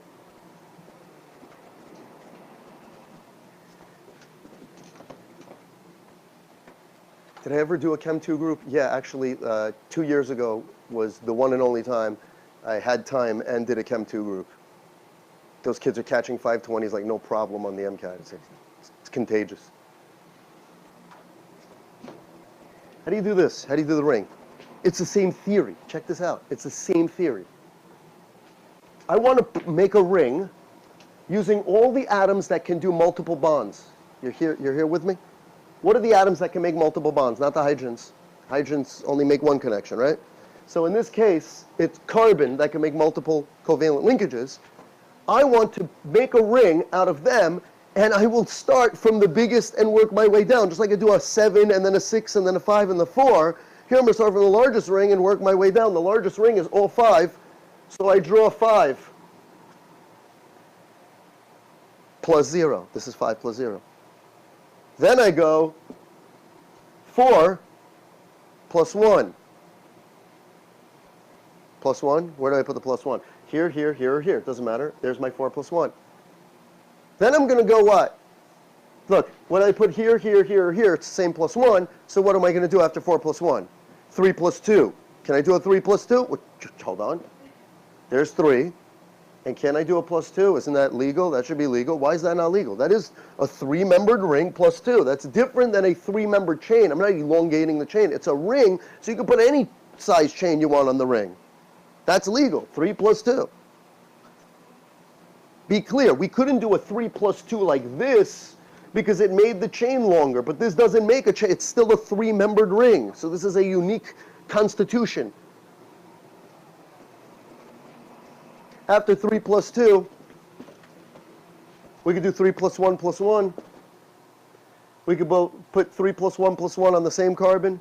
We could do 3 + 1 + 1 on neighboring carbons. Did you see how this worked out? From largest to smaller, right? And I guarantee you take any one of these and you try to find how many hydrogens they have. They all have 5 carbons and they all have 10 hydrogens. Take this one. It's got 1, 2, 3, 4, 5 carbons. There's 3 hydrogens over here. There's 1 hydrogen over here. There's 2 here, 2 here, and 2 here. That's 4, 6, 8, 10. This works all of the time. Are you okay with this? It doesn't mean you're golden with this, but are you okay with this? Are you bronze with this? Right? Okay, let's make it golden.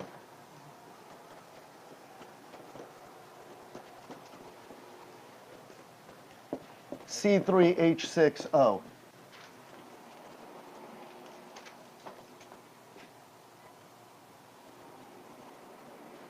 You guys okay? Your brain's working? You got like 30 more years. Eventually you'll realize it's not a joke, right? It's probably more than 30 years. Hopefully it's a lasting career. Okay, HDI. HDI, oxygen doesn't bother us. It works the same exact way. In our next lesson, since we're all kind of catching on, I hope you practice. I hope you write random formulas for yourself, break your brain trying to figure out all the isomers. Like, imagine you drew C10, H10, O2. Like, that's crazy because 10 times 2 plus 2 is 22. 22 minus 10 is 12. 12 divided by 2 is 6. You got combinations of 6 rings and pi bonds. But can you imagine if, now knowing what we know, can you imagine if somebody said just draw any isomer of this?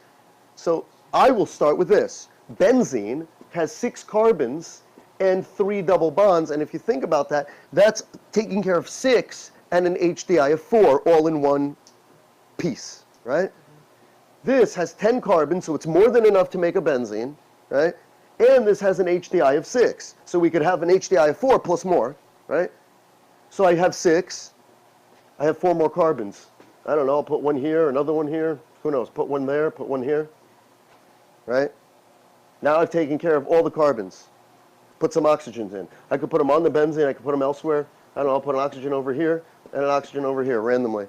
What else? I could put an H on that oxygen if I want, or I realize there's 2 more HDIs. So if there's 2 more HDI, I could put one over here and one over here. Now I've got an aldehyde there, a ketone there, and I've knocked out the entire molecule in that one idea. Do you see?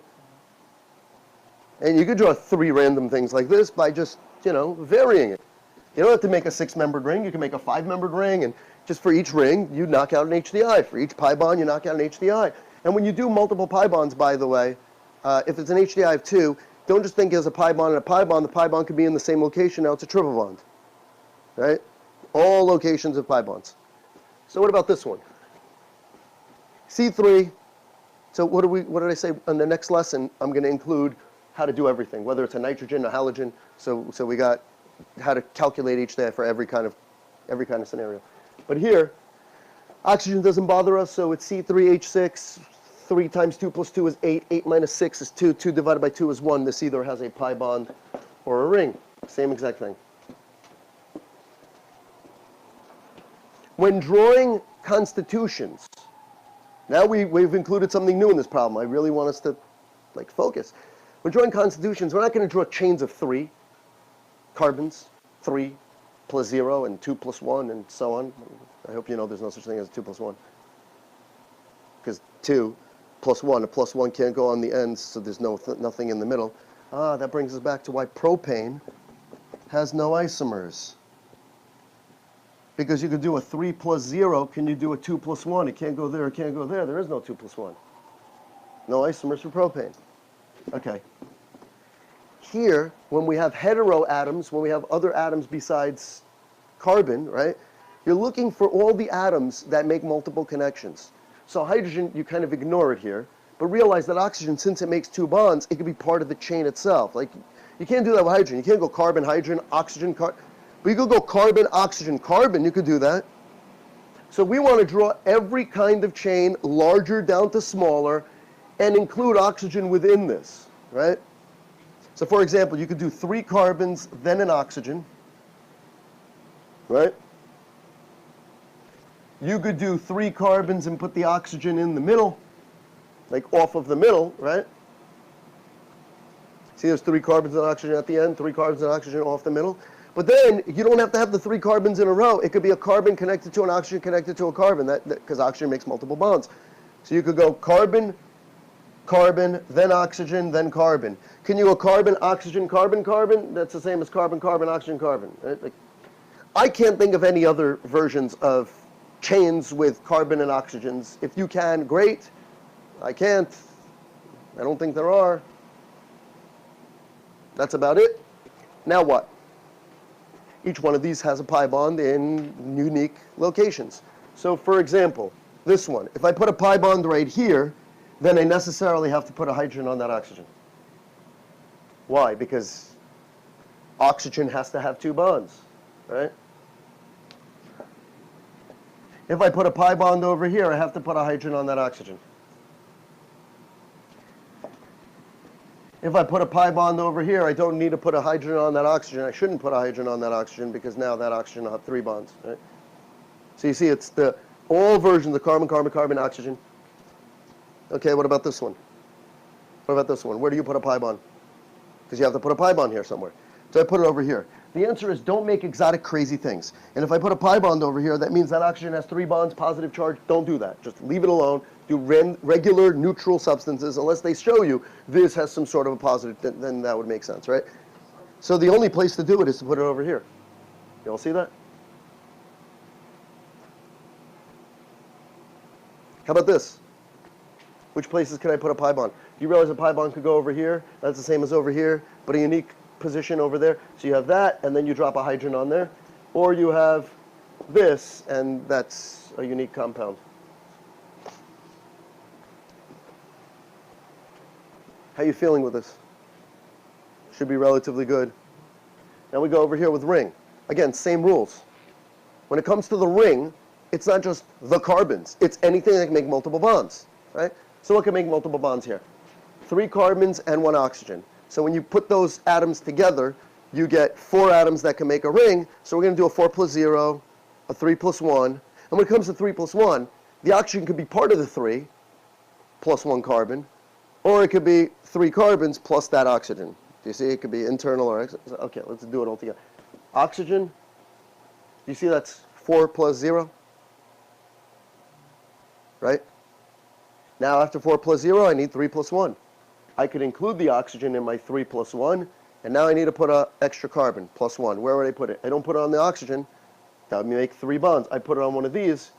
Here's my 3 plus 1. Or I could have done this 3 plus 1. Of course, if I do this 3 plus 1, that oxygen better have a hydrogen on it. I can't do 2 plus anything, because there's no such thing as a 2-membered ring. Just make sure. Professor, why is that not a 2-membered ring like this? Because that's a weird-looking double bond, but there's not. It's a very strange bent double bond, but.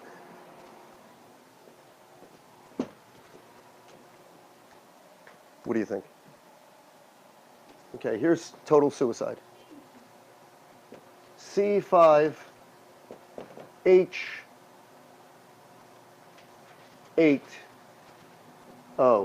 Let's see what you could come up with for that.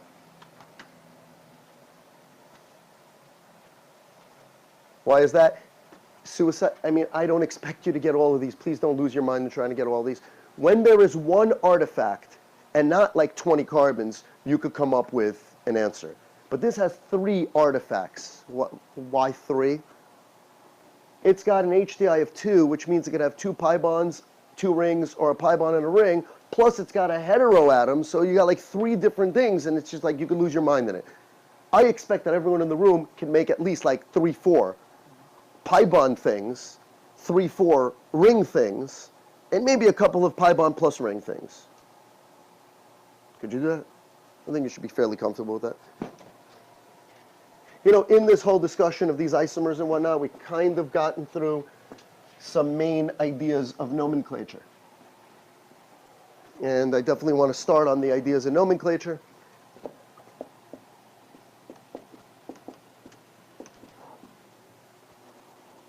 Here's a big word. That's the name. Nomenclature is the name of the word that describes naming. It's the name of naming. You know, before I came in here today, I was a little worried because I knew it was going to be an extended session by a little bit, 2 hours, and I was thinking, what am I going to do if I get through all of regular naming of alkanes and have to show them how to do functional groups? That doesn't work. There's no way to teach this in a like one-shot lesson. I need you to, sort of like resonance. Can I teach you all of resonance in a like one lesson? Don't I need you to kind of get a feeling for like what can move and maybe start on the easy stuff like that anion ABC and then go to cations? Do you see how cations make things a little more sketchy? When it comes to nomenclature, there's certain rules for just alkanes, and some of those rules get adjusted and changed when there's priority groups, and then when there's more than one priority group on the entire molecule, you have to figure out which one's top priority, make the other one substituents, and then it gets all messy. So we want to be solid on this first.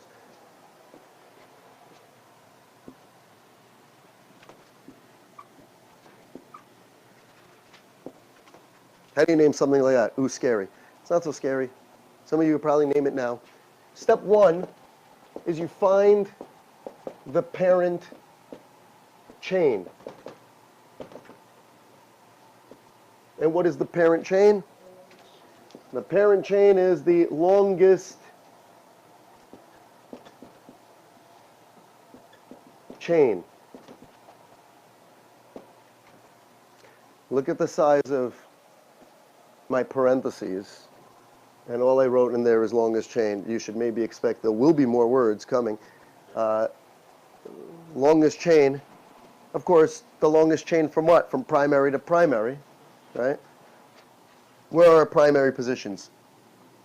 I'm going to redraw this because I don't want to number on this.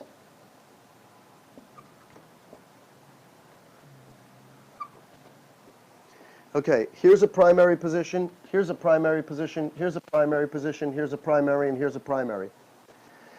We're going to like it when we finally learn how to do nomenclature with priority groups, because that's going to change. It's not find the parent chain, which is the longest chain. It says find the parent chain, which is the longest chain that includes the priority group, which may not be the longest chain.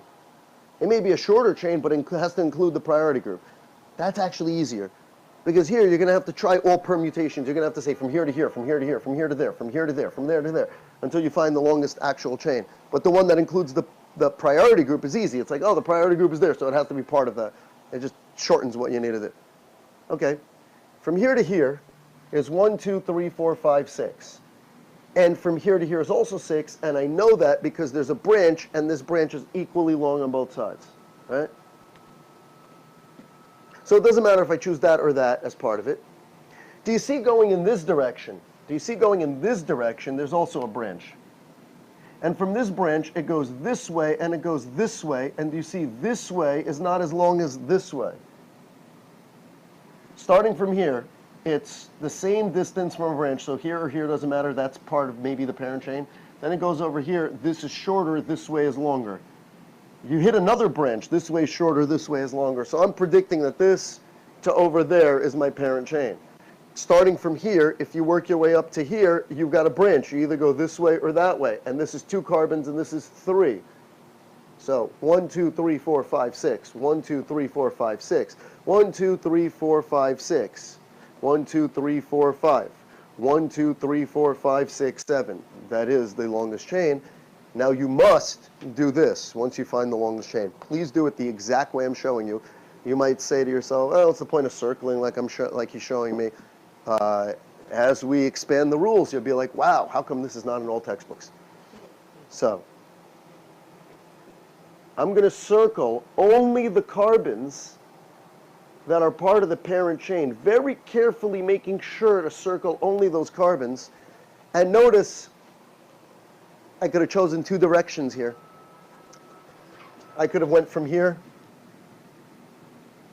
the way I did, or from here and to that bottom piece. It doesn't matter in this example.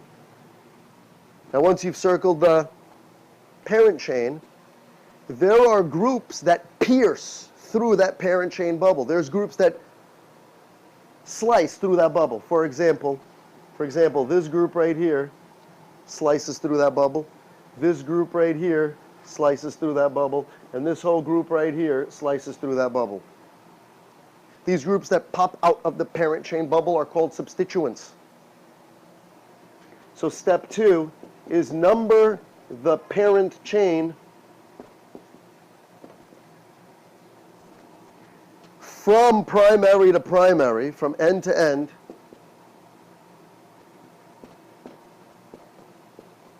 giving the lowest number to the subs, to the substituents. Like we showed that before. When we did isomers like 7 plus 1 plus 1 or whatever, right? I said, isn't it the same to have plus 1 here as it is over here? Because numbering from this side would give us 2, 2. Even though numbering from that side would give us like 6, 6. We choose 2, 2 rather than 6, 6. Okay, so how do we number this to give the lowest numbers? I'm not going to actually put the numbers in here. First, I'm going to put my finger there and start counting. And when I hit a substituent, I'm going to record the number. So watch how I do it. 1, 2, on 3, there's something. So 3. Up here on 4, there's something. So there's a 3 and a 4, 5, and 6. On 6, there's something. So from this side, I get substituents at 3, 4, and 6. Starting from this side, 1, 2, there's something. 3 and 4, there's something. And on 5, there's something. So it's either 3, 4, 6 or 2, 4, 5. And if you can't right away see, don't add them up, don't do any of that. If you can't right away see lower numbers versus bigger numbers, then it kind of doesn't matter. Then it's not really super relevant to the problem. Some Orgo professors are turning around in their grave right now that I said that. And they're still alive, right? Yeah. Of course it matters. Well, I don't know. Are you trying to catch somebody, or are you just trying to, like, give main ideas? A nomenclature problem should be maybe a 10-point problem and should have tons of partial credit, because there's tons of things like, did you name the groups correct? Did you find the correct parent chain? Did you give them the correct positioning, lowest number? So, you know, when it's clear to see the lowest numbers, you do it, and if it wasn't, what am I saying? There's going to be cases that look like this. Number it from one side, and you're going to get something like 3, 5, 8. Not for this, but some other problem. 3, 5, 8. And then number it from the other side, and it might be something like 2, 5, 9. And it's just like, well, that sucks. This one's smaller and that one's bigger. Like, you know what I mean? Like, in that case, just pick one side. Don't worry about it. You know, there's more important things to worry about. So we found definitely the clearer, easier number 2, 4, and 5. So this is 1, 2, 3, 4, 5, 6, 7. Right? I hope everyone's on the same page as me. We've got like 5 minutes left for this lesson. I'm going to show you this example. I'm going to show you as fast as I can 2 more examples, because I want to like clear up the rule over there, because there's some tiebreakers that are going to have to happen. Okay, so you bubble the parent chain, and that immediately shows you what the substituents are. You number it, and then you provide a name and number location for the substituents next to them before I put the whole name together. For example, on 2, you've got a substituent. Now, what is that substituent? This is a 1-carbon substituent, right? 1 carbon is not methane. 1 carbon is meth. Now, what we do is, if it's a substituent, if it's a 1-carbon attached group, then you end it with YL. For alkane substituents, you end that name with YL. So this is a one-carbon substituent. It's meth, YL, methyl. This is also a one-carbon substituent. It's meth, but YL, methyl. This is a two-carbon substituent. What's two carbons mean? Eth. Not ethane, but eth. And since it's an alkane substituent, YL, ethyl. You also want to give it its location. This methyl is on 2 of the parent chain, 2-methyl. This methyl is on 5 of the parent chain, 5-methyl. This ethyl is on 4 of the parent chain, it's 4-ethyl. And then, of course, what is the parent chain? In this case, it's 7 carbons. There is no priority groups or anything like that, so it's a 7-carbon alkane. Isn't the parent chain a full 7-carbon alkane? So it's hept, but it's an alkane, heptane. So this thing is a heptane. So once you do all of that, I must be up to like rule 4 or something, right? So after you number the parent chain, then next to each substituent, right? Part 3. Next to each substituent, write the number and the substituent name.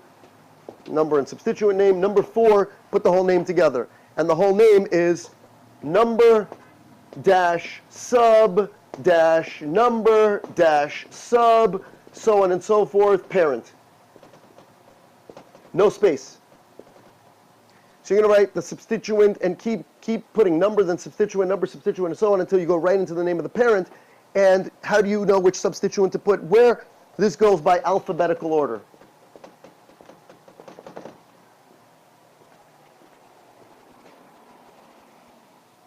Some of you, like every year, people already like, I know this, but you're about to learn, even the best of you are about to learn something here that maybe you didn't learn before.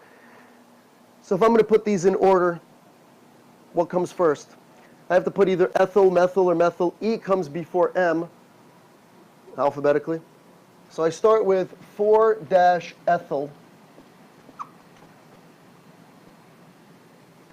And then I put a dash. And then I like to cross this out as I'm going along because a lot of times you're going to have a lot of substituents. So then, after 4-ethyl, it's either 5-methyl or 2-methyl.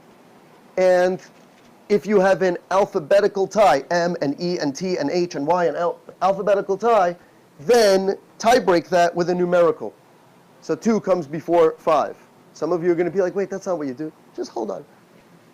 2-methyl. After 2-methyl, it's 5-methyl. And then once I'm done with that, you put in the full name, heptane. Heptane. And that was historically what this thing was called. Now, of course, as names got longer, and you don't want to read a research paper with just like redundancies and long names, they started combining things. So if you have 2 of the same exact groups, just give both of their location, and instead of saying methyl and another methyl, just call it a dimethyl. And if you have 3 of the same things, then call it trimethyl or triethyl. Now there's 2 reasons why I wrote this full name out, because this is going to be combined, but do you see each methyl has its location? Like, if you ever say di something, you better have 2 numbers in front of there. You can't say like 2-dimethyl, like which one is on 2? Both of them? If it's both of them are on 2, it's 2-2-dimethyl. That's important. And then one more very important thing that you would never see until I show it to you this way. This is called 4-ethyl-2-5. So first of all, between numbers and letters, you put a dash. You always put a dash between numbers and letters and numbers. Put a dash. But between numbers, you put commas. 2,5-dimethyl heptane. Please realize the name is not, and I don't like the way this sounds, but the name is not 4-ethyl-2,5-dimethyl heptane. That's not the name. The name is 4-ethyl-2,5-dimethyl heptane. There is no space. It goes right into it. And then one more scenario. What I'm really getting at here. Alphabetically, what comes first? Ethyl or dimethyl? Ethyl. ethyl. When we're dealing with alphabetical, numerical prefixes do not count. Prefixes? Prefaces? Numerical prefixes don't count because it's this, the di and tri and all that, is a truncation of a longer name. So the di just tells you how many of them, but it's not part of the actual name. We're going to see there's some groups that have prefixes in front of them, and they're not numerical. So for example, you're going to see there's a group called isobutyl. If you have a group isobutyl, you alphabetize according to the I, because iso is not a number. But there's going to be a group called sec-butyl, and you alphabetize according to the B, because sec is a numeric second. There's a group called tert-butyl. You alphabetize according to the B. Tert, tertiary, numerical prefix. Numerical prefix don't count. So do you see this is correct alphabetically? It's E versus M. Mono, di, tri, these are numerical prefixes. They don't count in alphabetizing. We're almost done. Can I show you one more example? Because there's one more thing I want to make sure I want to put into the parentheses.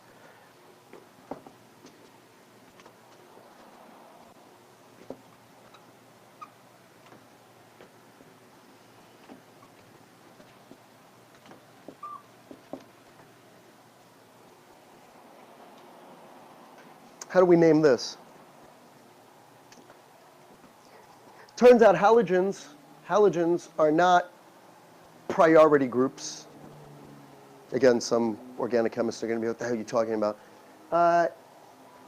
Because priority groups are things like alcohols and ketones. And yeah, this is not just a pure hydrocarbon. It's got some other atom like chlorine. So you would say, why is that not a priority group? And you'll see that in organic chemistry. Chlorine as a functional group doesn't really function too much. In chapter 9, we're going to see a chlorine or a bromine or an iodine are going to be leaving groups. They'll be able to be replaced by other nucleophiles in something that's similar to acid-base reactions. So for that reason, I could add chlorines and we're still not in this topic of functional groups. Whether you see a chlorine, a bromine, a fluorine, an iodine, those are still like substituents. And how do you name a chlorine as a substituent, or a bromine, or an iodine as a substituent? It's chlor, but instead of the INE, so you drop the INE for chlorine, bromine, iodine, and you add an O. So it's like what I tried to do when I was in high school and had to take Spanish and never studied. I'd try to add an O to everything and hopefully pass the test, right? Like, what do you call this? A peno.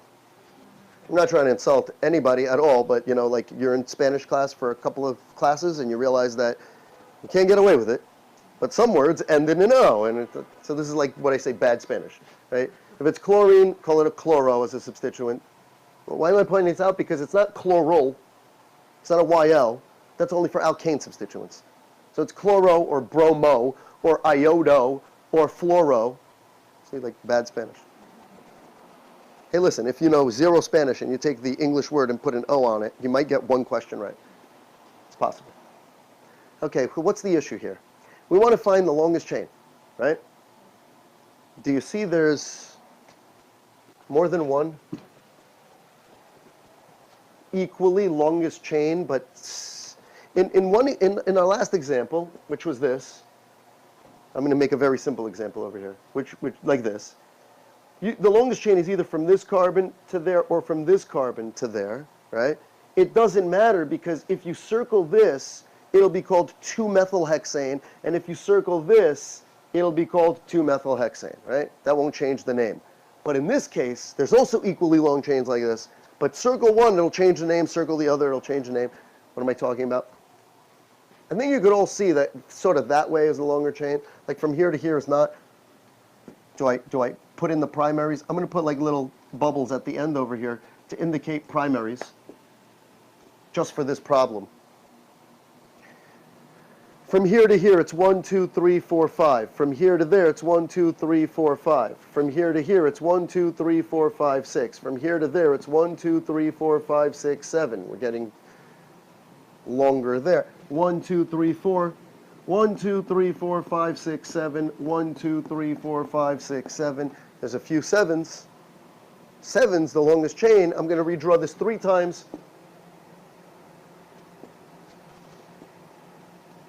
What did I just do? Okay, the Cl's over here, methyl's over here, and then there's that group, the iso. Cl's over here, methyl's over here, and then there's this iso group. So what are all the sevens? 1, 2, 3, 4, 5, 6, 7. Here is one chain of longest length. Here's another one. 1, 2, 3, 4, 5, 6, 7. And then here's another one. 1, 2, 3, 4, 5, 6, 7. Doesn't matter. In this example it does, and that's why I'm giving you this example. Circle the substituents and you see they're different in some of these cases. For example, here, what are the substituents?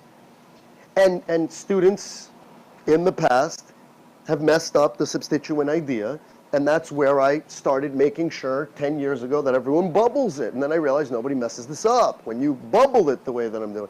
So when you have this whole bubble, look what we have. Anything that pierces, right here there's a piercing, right there there's a right there there's a there is this substituent, there is this substituent, and then there's this whole substituent right here. That is counted as one entire substituent. That's one entire, that's one entire. How about here? How about here? Do you see there is a substituent over here? Do you see there's a substituent over here? Do you see there's a substituent over here? And do you see there's a substituent over here? That's got to be different, since that one has 3 substituents and this one has 4 substituents. That's definitely different. How about this? One substituent, one substituent, one substituent, and one substituent.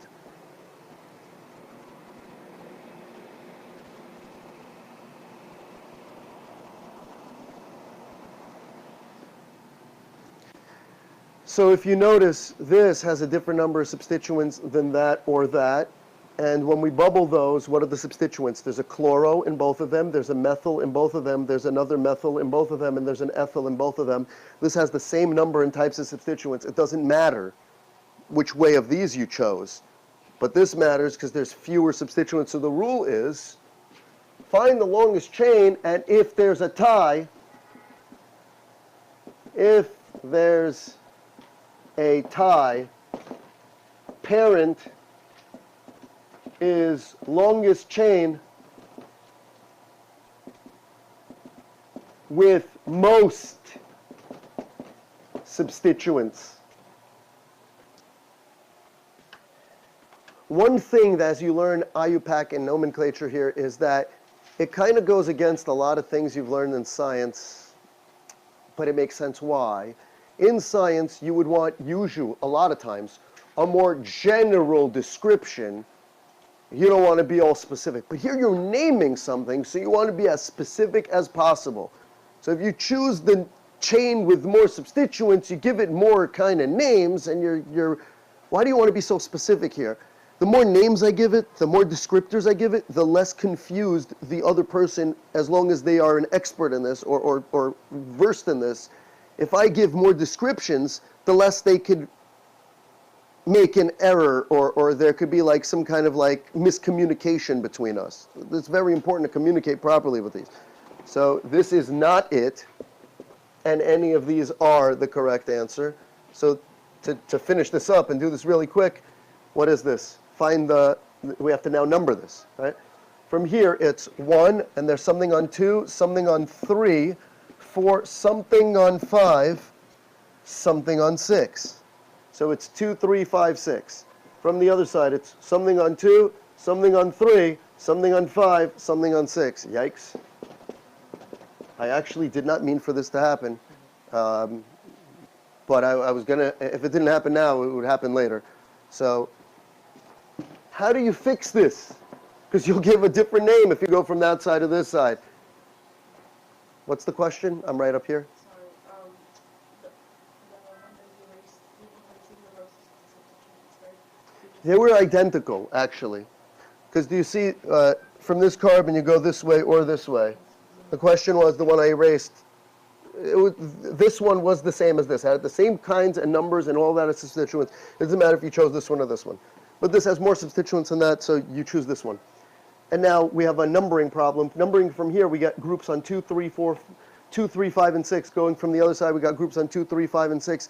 So the thing is, we got a numerical tie. Before we had an alphabetical tie, we broke it with numerical, right? We had a 2-methyl and a 5-methyl, so we went with 2 first, right? When we have an alphabetical tie, we break it number-wise. When we have a numbered tie, we should break it alphabet-wise. Go in either direction, right? So in this case, it would be what?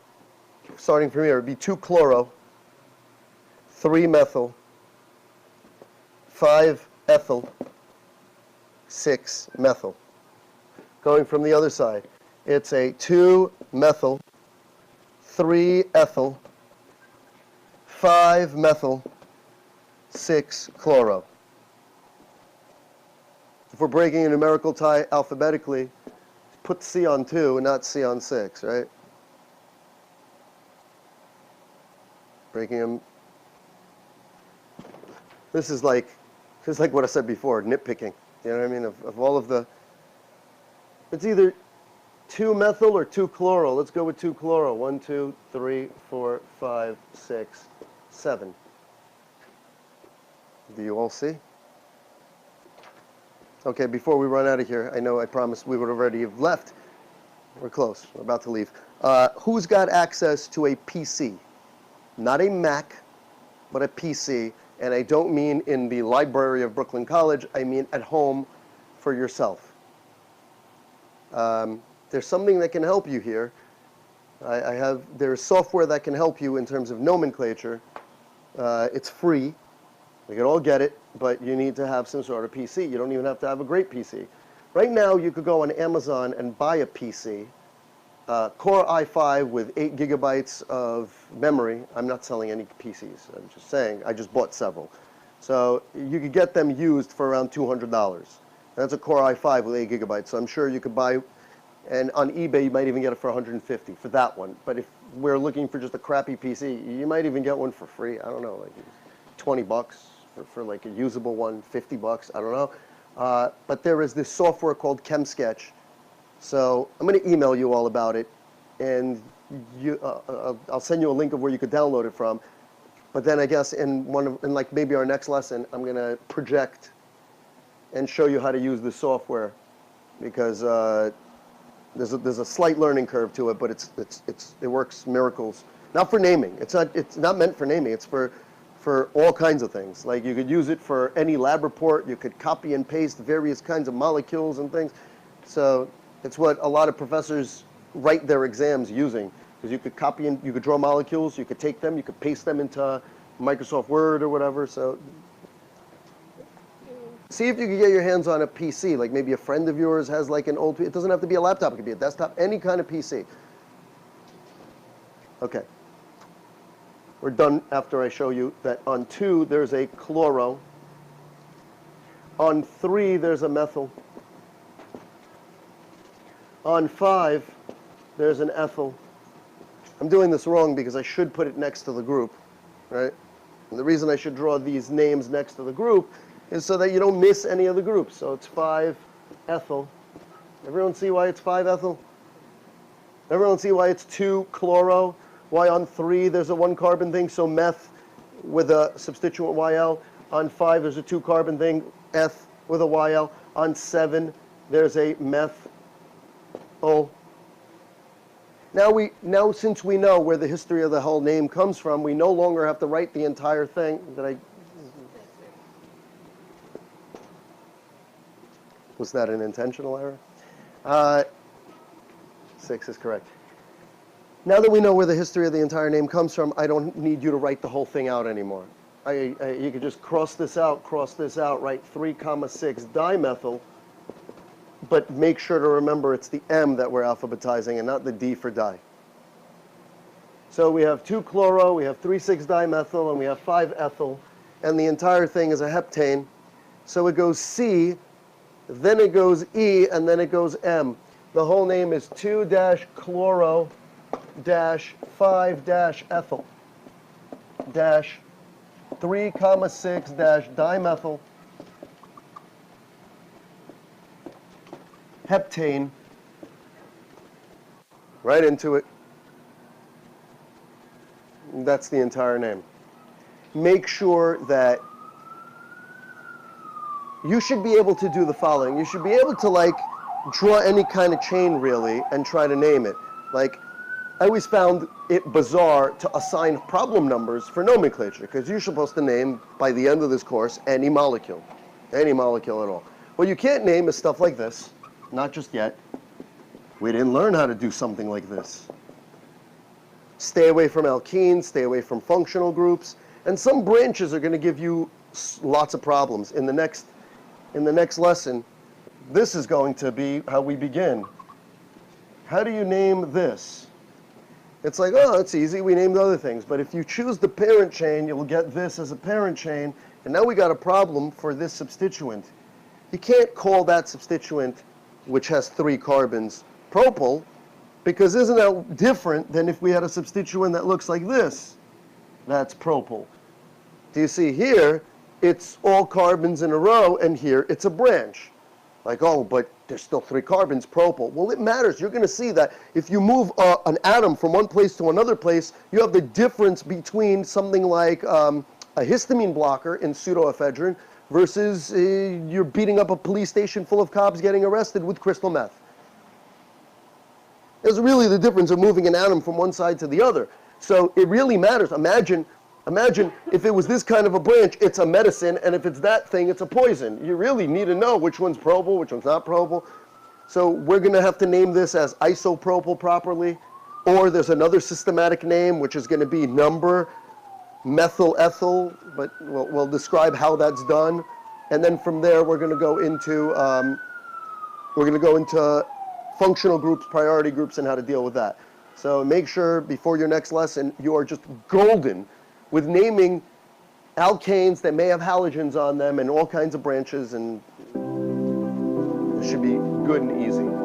Thank you for your participation.